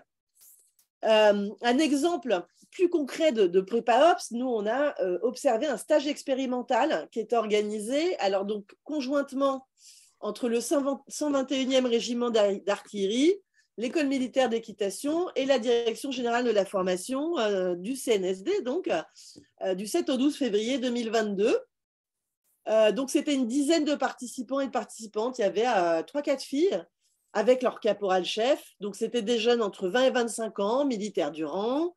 Quelques-uns avaient une expérience antérieure avec les chevaux, mais pas tous. Et du coup, le stage était expérimental dans la mesure où le cheval était au centre, mais il y avait aussi d'autres activités sportives. Et là, je sais que je l'ai raté, mais ils organisaient fin novembre un autre stage expérimental, toujours avec des soldats du rang du 121e RT, mais sans la DGF pour des questions de difficulté d'agenda. C'est beaucoup voilà.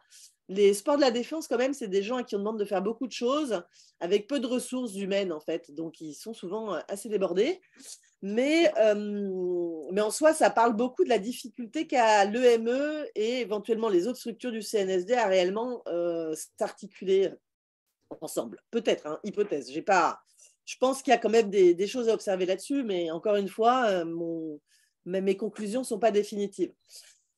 Donc, dans les autres activités, alors dans les activités du cheval, il y avait une balade au pas dans la forêt, il y avait de l'équi-coaching. Donc, ça, c'est les photos que vous avez à droite. Donc, il y avait une journée avec un espèce de… Vous voyez, le jeune homme, il a les yeux bandés et il doit mener son cheval accompagné d'un camarade qui, lui, n'a pas les yeux bandés, qui se situe environ 1 mètre de lui et qui va lui dire « va à droite, va à gauche ». Enfin, voilà. Donc, il y a tout un ensemble de pratiques dans ce magnifique manège que vous pouvez observer de l'EME. Et puis, le soir, alors là, il y avait… c'est une autre activité, toujours de l'équi-coaching. Donc là, on a des chevaux qui sont dans un espèce de rond de longe et on met un jeune soldat au centre qui n'y connaît rien au cheval et on va lui demander de faire aller le cheval à droite, à gauche, enfin de réussir à mobiliser le cheval dans l'espace et à différentes allures. Ce qui, éventuellement, pour des cavaliers, semble basique, mais en fait, si vous prenez quelqu'un qui n'a jamais approché les chevaux de sa vie, voilà. Et c'était vraiment intéressant. Il y a un jeune homme, un peu un rebelle, qui a fait ça, qui s'en est sorti incroyablement bien. Il avait un feeling, il était en larmes après. Enfin, vraiment, il y avait des choses qui se passaient hyper intéressantes. Et donc, on a observé tout ça. Et en plus, on a observé tout ça et on a pu un peu contribuer avec ma collègue au rétex, donc au retour d'expérience, puisqu'à la fin du stage, ils ont fait ils ont distribué un questionnaire, ils ont essayé de recevoir un petit peu les retours. Je suis un peu longue là, je crois. Je vais accélérer. Des différents participants, et on a analysé les rétextes avec notamment le directeur général de la formation. C'était super en tant que sociologue quand même de pouvoir faire ça. Et nous, on est allé environ 10 jours après au 121e RT. Donc, on est parti avec ma collègue et on a réalisé un focus group. Alors, on n'avait pas tous, mais on avait quand même les bons 3/4 des participants. Et on a fait un focus group pour un petit peu recevoir leur impression après le stage. Et voilà, et en fait, je n'ai pas fait ça dans le bon ordre, mais ça, c'est des exemples des entretiens, on vient de les retranscrire. Voilà, malheureusement, cette recherche, elle doit représenter 5%, voire 3% du temps que j'ai en ce moment pour toutes mes activités. Donc, je n'ai pas eu le temps de fouiller beaucoup, mais on a déjà, là, c'est pour vous donner une idée des retours. Voilà, donc s'adapter, c'est dominer. Enfin, il y a vachement de. Enfin, il y a quand même, je pense, quelques pépites à aller explorer. Et notamment, là, cet exemple, on parlait des rapports avec la hiérarchie, c'est-à-dire qu'en fait, il se trouve que les cadres de l'EME, donc le chef de l'EME et le directeur de la formation, donc en gros le numéro 1 et le numéro 2 de l'EME, eux, ils ont été beaucoup voir les jeunes au CNSD dans les autres activités non équestres. Et notamment, à un moment, ils ont fait un parcours d'audace où ils montent un mur d'escalade assez haut hein, quand même. Et après, il y a une asperge. Donc, vous savez, c'est l'espèce de grand pilier et il faut se jeter dessus et descendre en bas. Alors, ils sont attachés, hein, voilà, il y a de la sécurité. Mais franchement, c'est hyper flippant. Et les jeunes, il y en a quelques-uns, c'était quand même... voilà, c'était quand même sacrément formateur. Et là, il se trouve que les deux lieutenants, ils sont venus les voir, les encourager, etc. Ce qui est hyper rare dans l'armée de terre, c'est quand même hyper hiérarchisé. Si vous êtes un soldat du rang de base en train de faire un exercice, vous n'avez pas un lieutenant-colonel qui joue un peu le papa pour dire oui, mon garçon, c'est bien, tu peux y aller. Enfin, c'est pas. Voilà, ces rapports-là sont assez rares. Et donc, ça, ils en ont été assez conscients. Donc, là, notamment, c'est un exemple. Encore une fois, de ce qu'on a retranscrit de notre focus group. Je ne vais pas fouiller dedans parce que je n'aurai pas trop le temps, mais voilà, ça illustre un petit peu le propos. Alors, deuxième usage, la fameuse reconstruction par le sport, qui fait l'objet de toute une doctrine, de toute une politique, de tout un programme en général dans les armées. C'est assez intéressant, cette histoire de reconstruction par le sport, parce qu'en fait, on passe d'un discours qui est quand même, là en ce moment, la doctrine dominante au sein des armées, c'est quand même la rusticité, la préparation à la haute intensité. Enfin, on ne s'en va pas vers des choses extrêmement apaisantes. Et tout d'un coup, en fait, on a tout un programme, reconstruction par le sport, où il faut récupérer les gens, les réintégrer, leur redonner du sens, leur faire du bien, leur permettre d'aller mieux, être empathique. Donc, une espèce de déconstruction de la virilité guerrière et de réappropriation du corps et de revalorisation du corps, même s'il est finalement plus tout à fait entier, etc. Donc, bon, encore une fois, là, je ne l'ai pas fouillé, mais ça, c'est quelque chose qu'il faut aller explorer, je pense, de façon plus approfondie. Et parmi toutes ces pratiques, il y a l'équitation adaptée, alors qui notamment existe grâce à un adjudant-chef qui n'est plus dans les armées, mais qui, lui, apportait un petit peu ces pratiques et ce sujet. Il s'est formé en équicien. Je ne me souviens plus exactement de là où il s'était formé, mais c'est dans l'Est, donc une formation qui est assez... qu'on connaît assez. Lui, il s'est formé comme équicien et c'est lui qui a commencé à organiser les stages qui ont généralement lieu à l'EME entre mars et septembre. Donc, le public cible, c'est les militaires blessés, surtout psychiques, mais aussi physiques. Donc, ils font peut-être 5 ou 6 stages. Et dans les 5 ou 6 stages, il y a 4 stages de blessés psychiques. Donc, c'est les syndromes post-traumatiques. Un stage pour des blessés physiques et un stage dit famille où en fait on fait venir le ou la militaire blessée son conjoint, sa conjointe et ses enfants, son enfant. Donc, ce n'est pas de l'équithérapie ni de la médiation équine, hein, donc, mais leur idée, c'est de faire un moment de décompression autour du cheval. Donc, il y a donc les stagiaires, ils appellent ça des stagiaires, ils arrivent en général le dimanche après-midi, ils sont pris en charge complètement, ils sont logés au CNSD. Le CNSD a des super belles structures, les chambres sont hyper confortables, la bouffe, l'ordinaire est hyper bon, ce qui n'est pas le cas dans toutes les bases. Enfin voilà, on est dans un contexte assez agréable à Fontainebleau, voilà, c'est vert. Donc il y a ils ont des activités autour du cheval et puis avec des moments de sieste, de pause. Enfin, c'est vraiment complètement l'inverse de la prépa ops pour le coup. Et nous, le stage qu'on a observé, donc c'était fin mars, donc il y avait environ 6 stagiaires, il y a toujours une ou un psychologue présent. Et donc, plusieurs activités. Donc, par exemple, ils mettent un troupeau de poneys dans le manège et ils font entrer le ou la stagiaire parmi le troupeau de poneys et ils lui font choisir un poney. Voilà, pour voir avec quel poney ils vont créer une connexion. Là aussi, ils montent en pas aux forêts, ils montent en longe, ils font du galop, ce qui est tout un sentiment. Ils mènent le cheval en main sur un parcours, ils le pansent et ils font un peu d'attelage, puisqu'il y a alors lui, c'est un civil qui s'occupe d'ailleurs de tout le matos de l'EME. C'est incroyable à visiter l'EME quand vous rentrez dans la salle du matériel avec toutes les filets, il y a une dimension de patrimoine, de savoir-faire, enfin, bref. Et lui, ils ont des chevaux qui savent tracter, etc. Et donc, on part en attelage dans la forêt de Fontainebleau. Puis, à un moment, il donne les rênes aux stagiaires. Et moi, j'ai une vidéo comme ça, que je ne montre pas parce que pour respecter sa privacité, voilà. Bon, vous m'avez compris.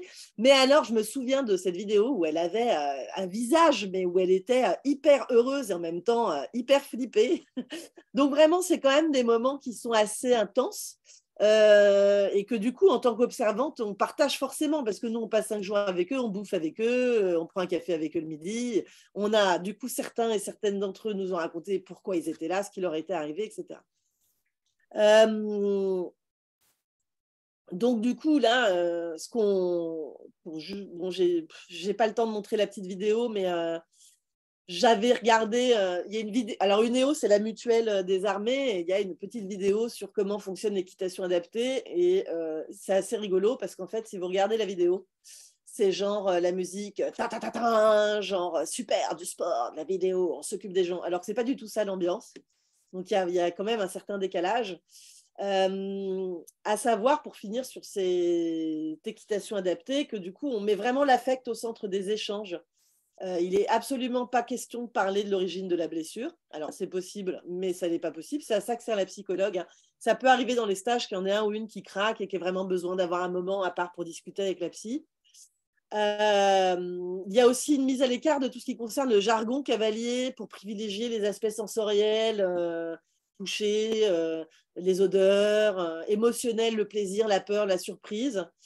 Et puis une diversification des activités. Donc, vous voyez, déjà, c'est très riche. Il y a quand même beaucoup de choses. Maintenant que je refais un peu le retour dessus, je trouve que c'est assez riche ce qu'il y a observé. Et du coup, on a quelques observations brutes, là, à partir de ces 2 terrains exploratoires. Donc, déjà, je vous le disais tout à l'heure, une redéfinition des rapports hiérarchiques qui disparaissent pas, mais qui deviennent plus souples. Une porosité de la frontière entre monde civil et militaire. Alors, au sens de monde combattant. La centralité qui est donnée aux affects et aux émotions. Alors, il faudrait que je réfléchisse encore, mais la passion du cheval, hein, ça c'est chez les CT1, le besoin de sens, notamment pour ceux qui vont avoir un choix de déclassement dans la carrière pour choisir la filière équestre militaire. Je pense qu'il y en a plusieurs des militaires comme ça. Il faudrait aller les choper et faire des vrais entretiens individuels. Là-dessus, je pense qu'il faudrait s'appuyer sur les travaux développés par Hartmut Rosa sur la résonance. Je pense que ça pourrait être très utile. Et puis aussi, un autre point, des pratiques qui s'institutionnalisent sous l'impulsion de personnalités extraordinaires dans le sens premier du terme. C'est-à-dire que l'équicoaching ou l'équitation adaptée, la plupart des innovations ou des choses un petit peu originales et qui fonctionnent et qui ont lieu, c'est parce qu'il y a des individus qui ont un projet, qui ont un feeling de ce qu'il faut faire, qui vont quand même pas mal se battre pour y arriver, se former, demander des sous pour aller se former et puis aller voir les instances, les stages d'équitation adaptés. Il faut quand même aller voir le service de santé des armées. C'est l'administration française et en plus, c'est le monde militaire français. Hein, donc, c'est lourd, hein, la bureaucratie. Donc, il faut vraiment vouloir, quoi. Et donc, le problème, c'est quand ces gens-là partent à la retraite ou quittent les armées, il y a un risque de perte. Voilà. Et encore une fois, ça, c'est assez classique. Et puis, finalement, une proposition plus générale, c'est la production d'une nouvelle forme de militarité autour du cheval et des pratiques équitantes. Voilà.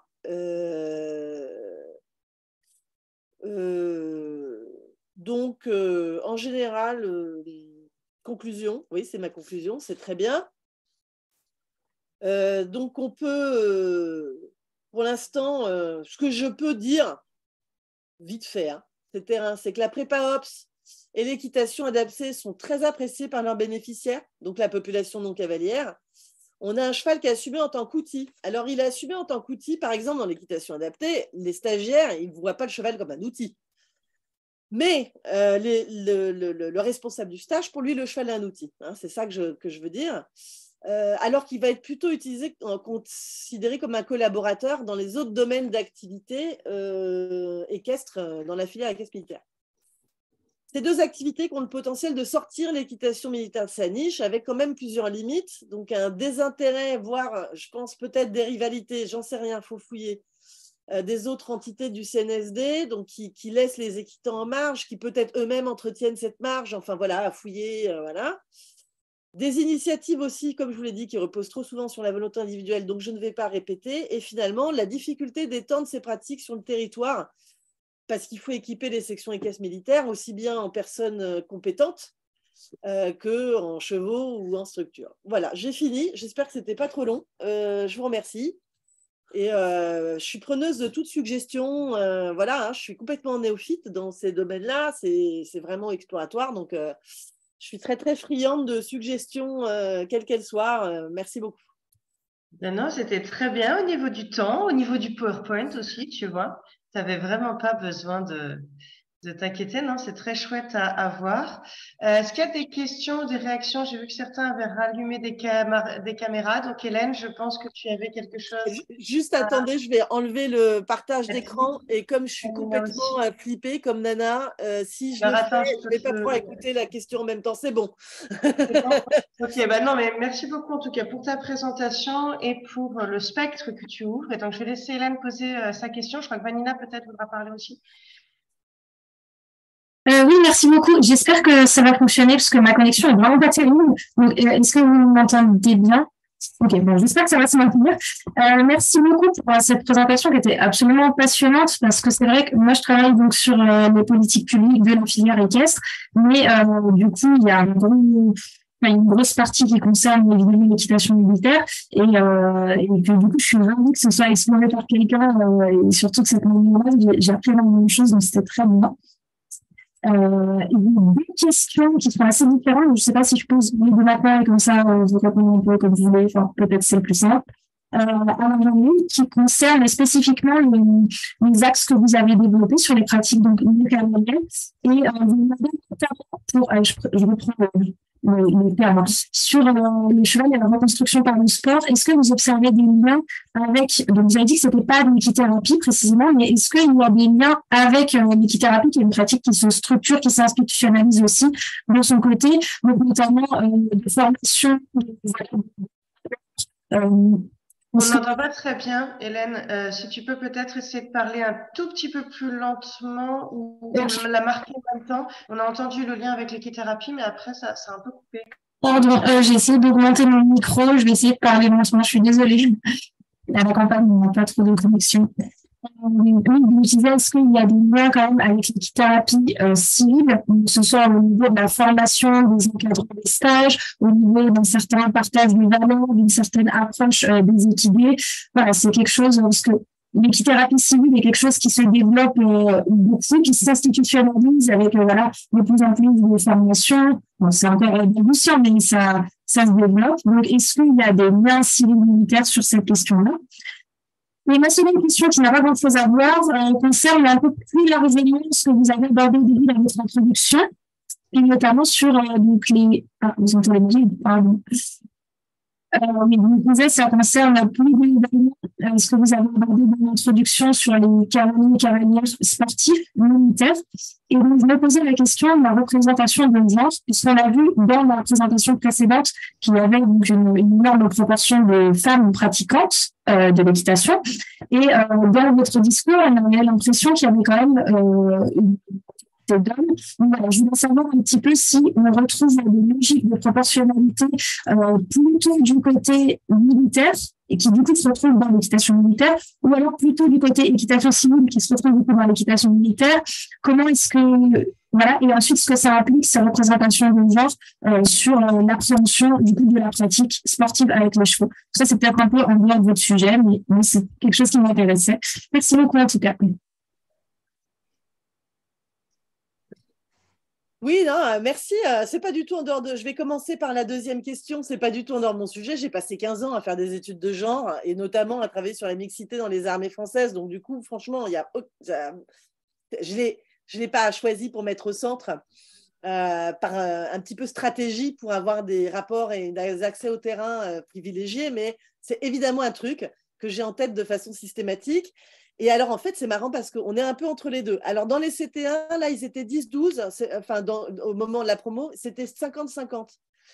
Donc, en fait, si vous regardez la section équestre militaire de l'armée de terre, c'est la plus féminisée de toute l'armée de terre, en fait. Il y a une proportion de 50-50. Mais si vous allez dans le haut de la hiérarchie, oui, il n'y a plus. Voilà. Donc, en fait, on est... à la fois dans des logiques civiles, enfin, on est dans un reflet du monde civil où, en fait, il y a beaucoup plus de la moitié de femmes. Mais bon, voilà, on voit quand même une certaine logique. Mais au niveau de la hiérarchie, là, on reste dans des logiques militaires. Mais en même temps, dans le monde de l'équitation française, je n'ai pas fait les chiffres, mais c'est pas un peu pareil. Les grands chefs, les gens qui décident, c'est pas que des femmes, quoi. Hein, elles sont pas encore méga représentées, il me semble, dans les commissions. Voilà, donc les chefs de piste, enfin, autre sujet, rien à voir, mais je pense que le genre, il est central. Et les violences aussi, je ne me suis pas du tout mis dessus parce que c'était pas, c'est trop tôt en fait, voilà. Mais bien évidemment, ça fait partie de la dimension à fouiller, passionnante. Et notamment si on veut pouvoir travailler sur faire un miroir entre l'équitation dans le monde civil et l'équitation dans le monde militaire et l'espace interstitiel qu'il y a entre les deux. Je pense que la notion d'espace interstitiel est importante. Bon, bref. Et si l'équithérapie, en fait, pas trop. J'ai pas réussi à faire l'entretien avec l'adjudant-chef parce qu'au moment où on a voulu retourner le voir, il avait craqué. Ouais, je pense mais nous, déjà, on a fait l'observation sur 5 jours et franchement, ça s'est bien passé. On était bien. Et en fait, je suis montée dans ma voiture après pour rentrer chez moi. Et là, ça n'allait pas du tout. Donc, je pense vraiment que pour les gens qui organisent les stages, qui en font 5 ou 6 par an, qui sont que là-dessus, et je n'ai pas eu plus de détails que ça. Là, il est remplacé par un gendarme qui l'a formé et qui s'est formé au même endroit, qui forme, je ne sais plus, mais lui, il s'est formé et lui, il se dit équicien parce que justement, il n'a pas de formation d'équithérapeute par un organisme de formation agréé. Et donc, pour des raisons légales et de clarté, et aussi parce que leur pratique pendant le stage, ce n'est pas de l'équithérapie, parce que, voilà, il m'a expliqué que c'était différent. Voilà, ils se disent donc pas équithérapeutes. Donc, ils se distinguent complètement de cette pratique-là. Et je pense après qu'il y a des liens. Je ne les ai pas observés sur le moment, mais après, l'armée est capable de beaucoup fonctionner en vase fermé, de créer ses propres pratiques, ses propres... Donc, je ne suis pas sûre qu'il y ait autant de liens dans la pratique, on va dire, du soin avec les chevaux entre monde civil et militaire qu'on va l'avoir pour le sport, par exemple. Sur la différence entre équicien et équithérapeute, je me permets d'intervenir parce qu'on en a une, c'est Sabrina Nouri-Mangold qui est équicienne, qui a fait une formation de ça, donc son contact, etc., c'est accessible sur notre site. Et en fait, donc il y a des formations en fait d'équicie et pour être équicien, et j'ai l'impression que c'est vraiment voilà quelque chose qui commence à exister et qui se différencie de l'équithérapie. Alors j'ai pas non plus complètement saisi encore où est la différence et en quoi leurs pratiques, leurs méthodes, etc. diffèrent. Mais oui, ça commence à apparaître de plus en plus, et pareil dans le civil, puisque c'est une formation, il me semble qu'elle avait suivi à Angers ou à Poitiers. Faut que je retrouve sur le site où est-ce qu'elle a fait sa formation comme équicienne.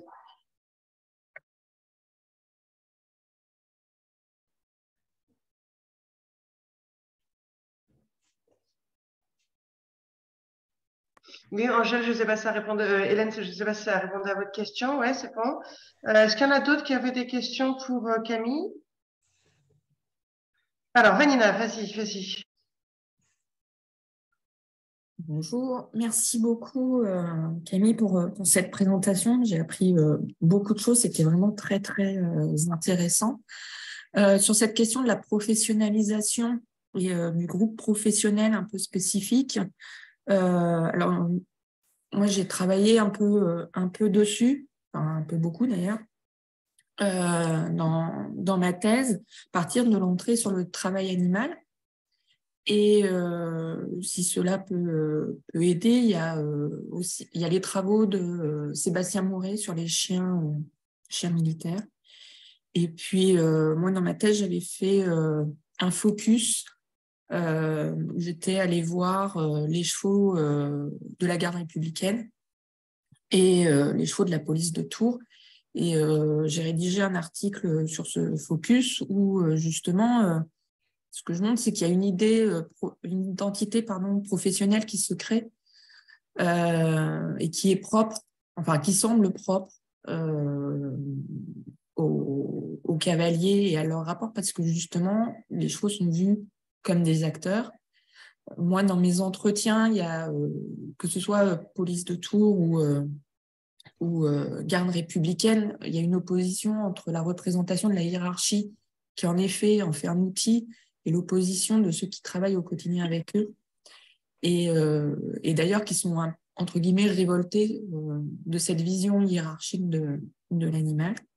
Et ce que j'avais essayé de montrer, c'est qu'en fait, cette identité professionnelle, elle dépassait les contingences institutionnelles, et qu'il y avait plus de liens, en fait, dans les représentations et dans la présentation de soi entre deux entités extrêmement différentes de la police de Tours et de la garde républicaine. Donc ça, si ça peut aider, si on peut en rediscuter, etc. Moi, voilà, je mobilise sur ce point. Et après, toujours par rapport à ce que j'ai pu voir dans ma thèse sur ces représentations, la question du cheval-outil, je la retrouve aussi, parce que j'analyse beaucoup le discours, en équithérapie, justement. Parce que les termes employés, c'est pas tant sur le cheval comme acteur, et voilà, mais plutôt le cheval comme un miroir des émotions, comme une éponge, comme ceci. Donc, en fait, ça amène une sorte de désincarnation de l'animal. Et donc, ça pose cette question, justement, où on renvoie plus dans cette passivité, où au final, il ne ferait rien, alors qu'il fait énormément. Il y a un très fort cadrage moral. Donc là, je vais renvoyer à nouveau aux travaux de Sébastien Mouret sur les chiens guides d'aveugles, cette fois. Voilà, donc là, il y a tout quelque chose à creuser, et je sais qu'il y a un projet en équithérapie qui est mené par une sociologue qui peut être mobilisable, je pense, qui s'appelle Chloé Mondémé. Voilà.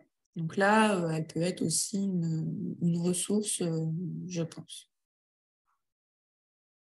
Oh bah top, merci. Oui, ton article sur la garde républicaine, je l'ai lu, bien sûr. Non, je l'avais lu. Là, en étant conscience de ma faiblesse théorique, je me suis dit que j'allais me centrer beaucoup sur la partie empirique, en fait, de ma démarche. Et puis, parce que là, je dois encore lire. Là, je me sens un peu handicapée, en vrai, hein, cognitivement parlant. Je pense que pour moi, c'est rentrer dans quelque chose complètement nouveau. Mais oui, je l'avais lu. Et en fait, ce que tu décris, ça marche très bien. En fait, ça me semblait plus mobilisable pour les usages dits cavaliers, en fait. Où là, pour le coup, on a une vraie correspondance entre ce que tu racontes et ce qui se passe au sein de l'EME, enfin, le rapport du cheval, etc. Et je me permets aussi de rebondir parce qu'en plus de Chloé, comme référence, je sais pas, c'est Julie Leight-Rodrigue, et je suis aussi une autre de l'IPRAS qui avait travaillé sur l'équithérapie au sein des prisons, par exemple, avec tout le fait de dépasser justement certains traumatismes, etc., et de voir comment, un peu ce que tu décrivais dans la situation du rebelle, en fait, ou comment finalement des gens qui pourtant ont tendance à avoir des rapports très conflictuels finalement avec d'autres êtres humains se retrouvent avec le cheval obligés de réinventer finalement une autre façon de s'exprimer, une autre façon d'être. Et donc il me semble que c'est ça, c'est Julie Leight, Leite Rodriguez avec un S. Et elle avait travaillé, il me semble, alors pas seulement avec des chevaux, hein, il y avait eu des chevaux, il me semble qu'il y avait d'autres animaux dans son étude. Je ne sais pas si entre-temps elle a fini sa thèse sur le sujet, mais ça peut aussi être, je pense, une inspiration intéressante au niveau de la méthode peut-être, et de voir des ressemblances peut-être communes, je ne sais pas. Ah ouais, bah merci beaucoup, hein, parce que j'ai besoin. Va falloir que je l'écrive, ce papier. Et en fait, je vais avoir besoin maintenant de pouvoir de faire ce travail d'approfondir ce travail de revue de littérature que j'avais commencé à faire, mais là, c'est maintenant que je vais être au chômage, je vais pouvoir le faire de façon correcte. Bien, je vais avoir le temps. Mais oui, il faut vraiment encore que je redomestique tous ces champs-là pour moi, ce qui est la phase. Voilà. Et en fait, j'ai un peu fait des choses à l'envers, c'est-à-dire que j'ai un peu été vite sur le terrain avant de. Mais j'ai fait les choses tant que je pouvais les faire, en fait. Voilà. Donc. Mais je trouve que c'est intéressant de voir comment, alors d'une part, je me faisais la réflexion que ça fait peut-être depuis février, depuis le début du Covid qu'on a commencé ces rendez-vous-là et qu'en fait, à chaque fois, on réussit chaque semaine à entendre des gens, enfin chaque mois à entendre des gens différents. Donc je me dis, c'est qu'on a encore quand même beaucoup de choses à dire sur le sujet. Et même toi, tu as réussi à nous montrer en fait que même dans des pratiques qui semblaient pourtant assez figées dans le temps, comme c'est le cas de la pratique équestre militaire, et pour avoir passé ma vie comme cavalière en section équestre militaire, je connaissais aussi un peu le sujet. En effet, on se rend compte que finalement, même dans des pratiques qui auraient pu paraître un peu figées, finalement, il y a des nouvelles ouvertures, il y a des nouvelles pratiques qui se dessinent et le rapport au cheval change, même dans des univers où on n'aurait pas eu l'impression qu'il puisse changer. Donc, c'est intéressant, je trouve. Alors, je ne sais pas si d'autres personnes veulent intervenir sur les 5-10 minutes qui nous restent, peut-être. Peut-être juste pour dire bonjour. Patrice, que j'ai fait venir à Paris un jour de grève. Ouais, mais pour une super journée avec plein de perspectives assez intéressantes, n'est-ce pas? Ah oui, c'est vrai que vous avez eu la journée justement sur l'équitation militaire et ça s'est passé comment? Vous avez s'il y a personne qui a de questions, je me dis, peut-être vous pouvez nous en tirer 2-3 mots avant qu'on finisse. Bah oui, tout à fait. Alors, c'était une journée sur les sports de la défense. Hein, parce que c'est en dehors des sports équestres militaires, les sports en général m'intéressent. Et puis voilà, donc on avait plusieurs tables rondes et les sports équestres militaires, c'était la dernière de la journée. Et la journée, elle était un petit peu hybride en méthodo parce qu'il s'agissait de faire dialoguer praticiens, enfin militaires et chercheurs. Donc on avait un ou une modératrice pour chaque table ronde, dont le rôle était de distribuer la parole, de poser des questions de façon à ce que ce soit dynamique. Et les tables rondes, on avait 3 personnes à peu près, 4 l'après-midi, mais on avait soit des athlètes, soit des militaires et un ou une chercheur. La table ronde de haut niveau, on avait Lucie Forté, par exemple, qui a travaillé sur les athlètes de haut niveau et c'était Patrick, moi j'avais trouvé ça super, hein, son intervention. Et du coup, on avait ces confrontations de perspectives, c'était pas mal. Et donc, Patrice, lui, dans la table ronde sport et équestre militaire, il venait faire le chercheur, du coup. Et que je modérais, moi, mais que j'ai modéré moyennement bien. Mais donc, voilà. Donc, en fait, ça s'est plutôt bien passé. Et surtout, ça nous a permis, je pense, de poser les bases pour des futurs projets. Hein. Je pense que ça vaudrait la peine de monter un projet pour approfondir ces perspectives-là. Et moi, ça me change un peu aussi d'avoir un projet où les personnes enquêtées, entre guillemets, sont plutôt partantes pour collaborer. Parce qu'en travaillant sur les questions de genre dans les armées, autant vous dire que ça a été un peu compliqué quand même pendant 5 ans. Voilà, je ne sais pas, Patrice, si tu as envie d'ajouter quelque chose. Écoute, on avait un séminaire à Pros lundi de cette semaine et j'ai présenté mes travaux et j'ai présenté également les perspectives de recherche.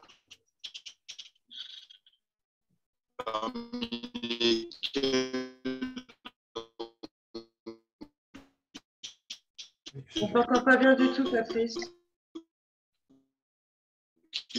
On ne t'entend pas. Ouais, je suis désolée, Patrice, on ne t'entend pas du tout, ça ne fait que grésiller.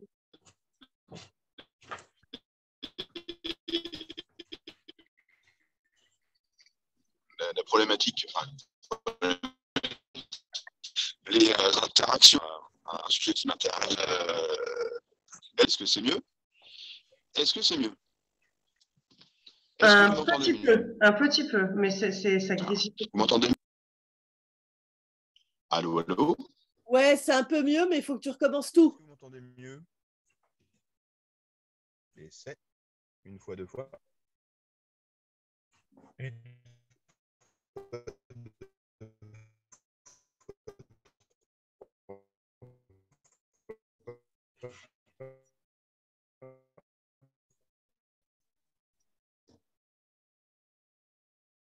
Bon, alors, par échec de connexion Internet, malheureusement. Donc, si personne n'a davantage de questions, je propose qu'on en arrête là. Oui, Patrice.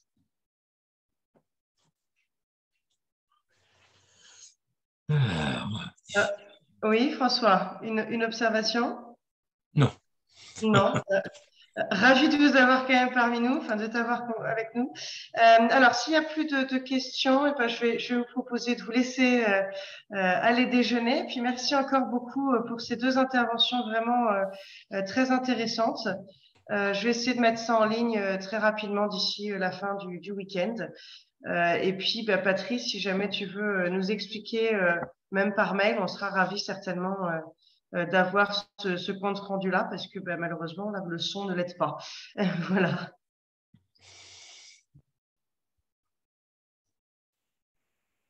Merci. De rien, de rien. Bon week-end. Merci Servan aussi, hein, et puis merci pour les questions. Bonne journée à tous, bon week-end, et au mois prochain. Voilà. Merci, au revoir. Au revoir. Bonne journée. Merci, au revoir.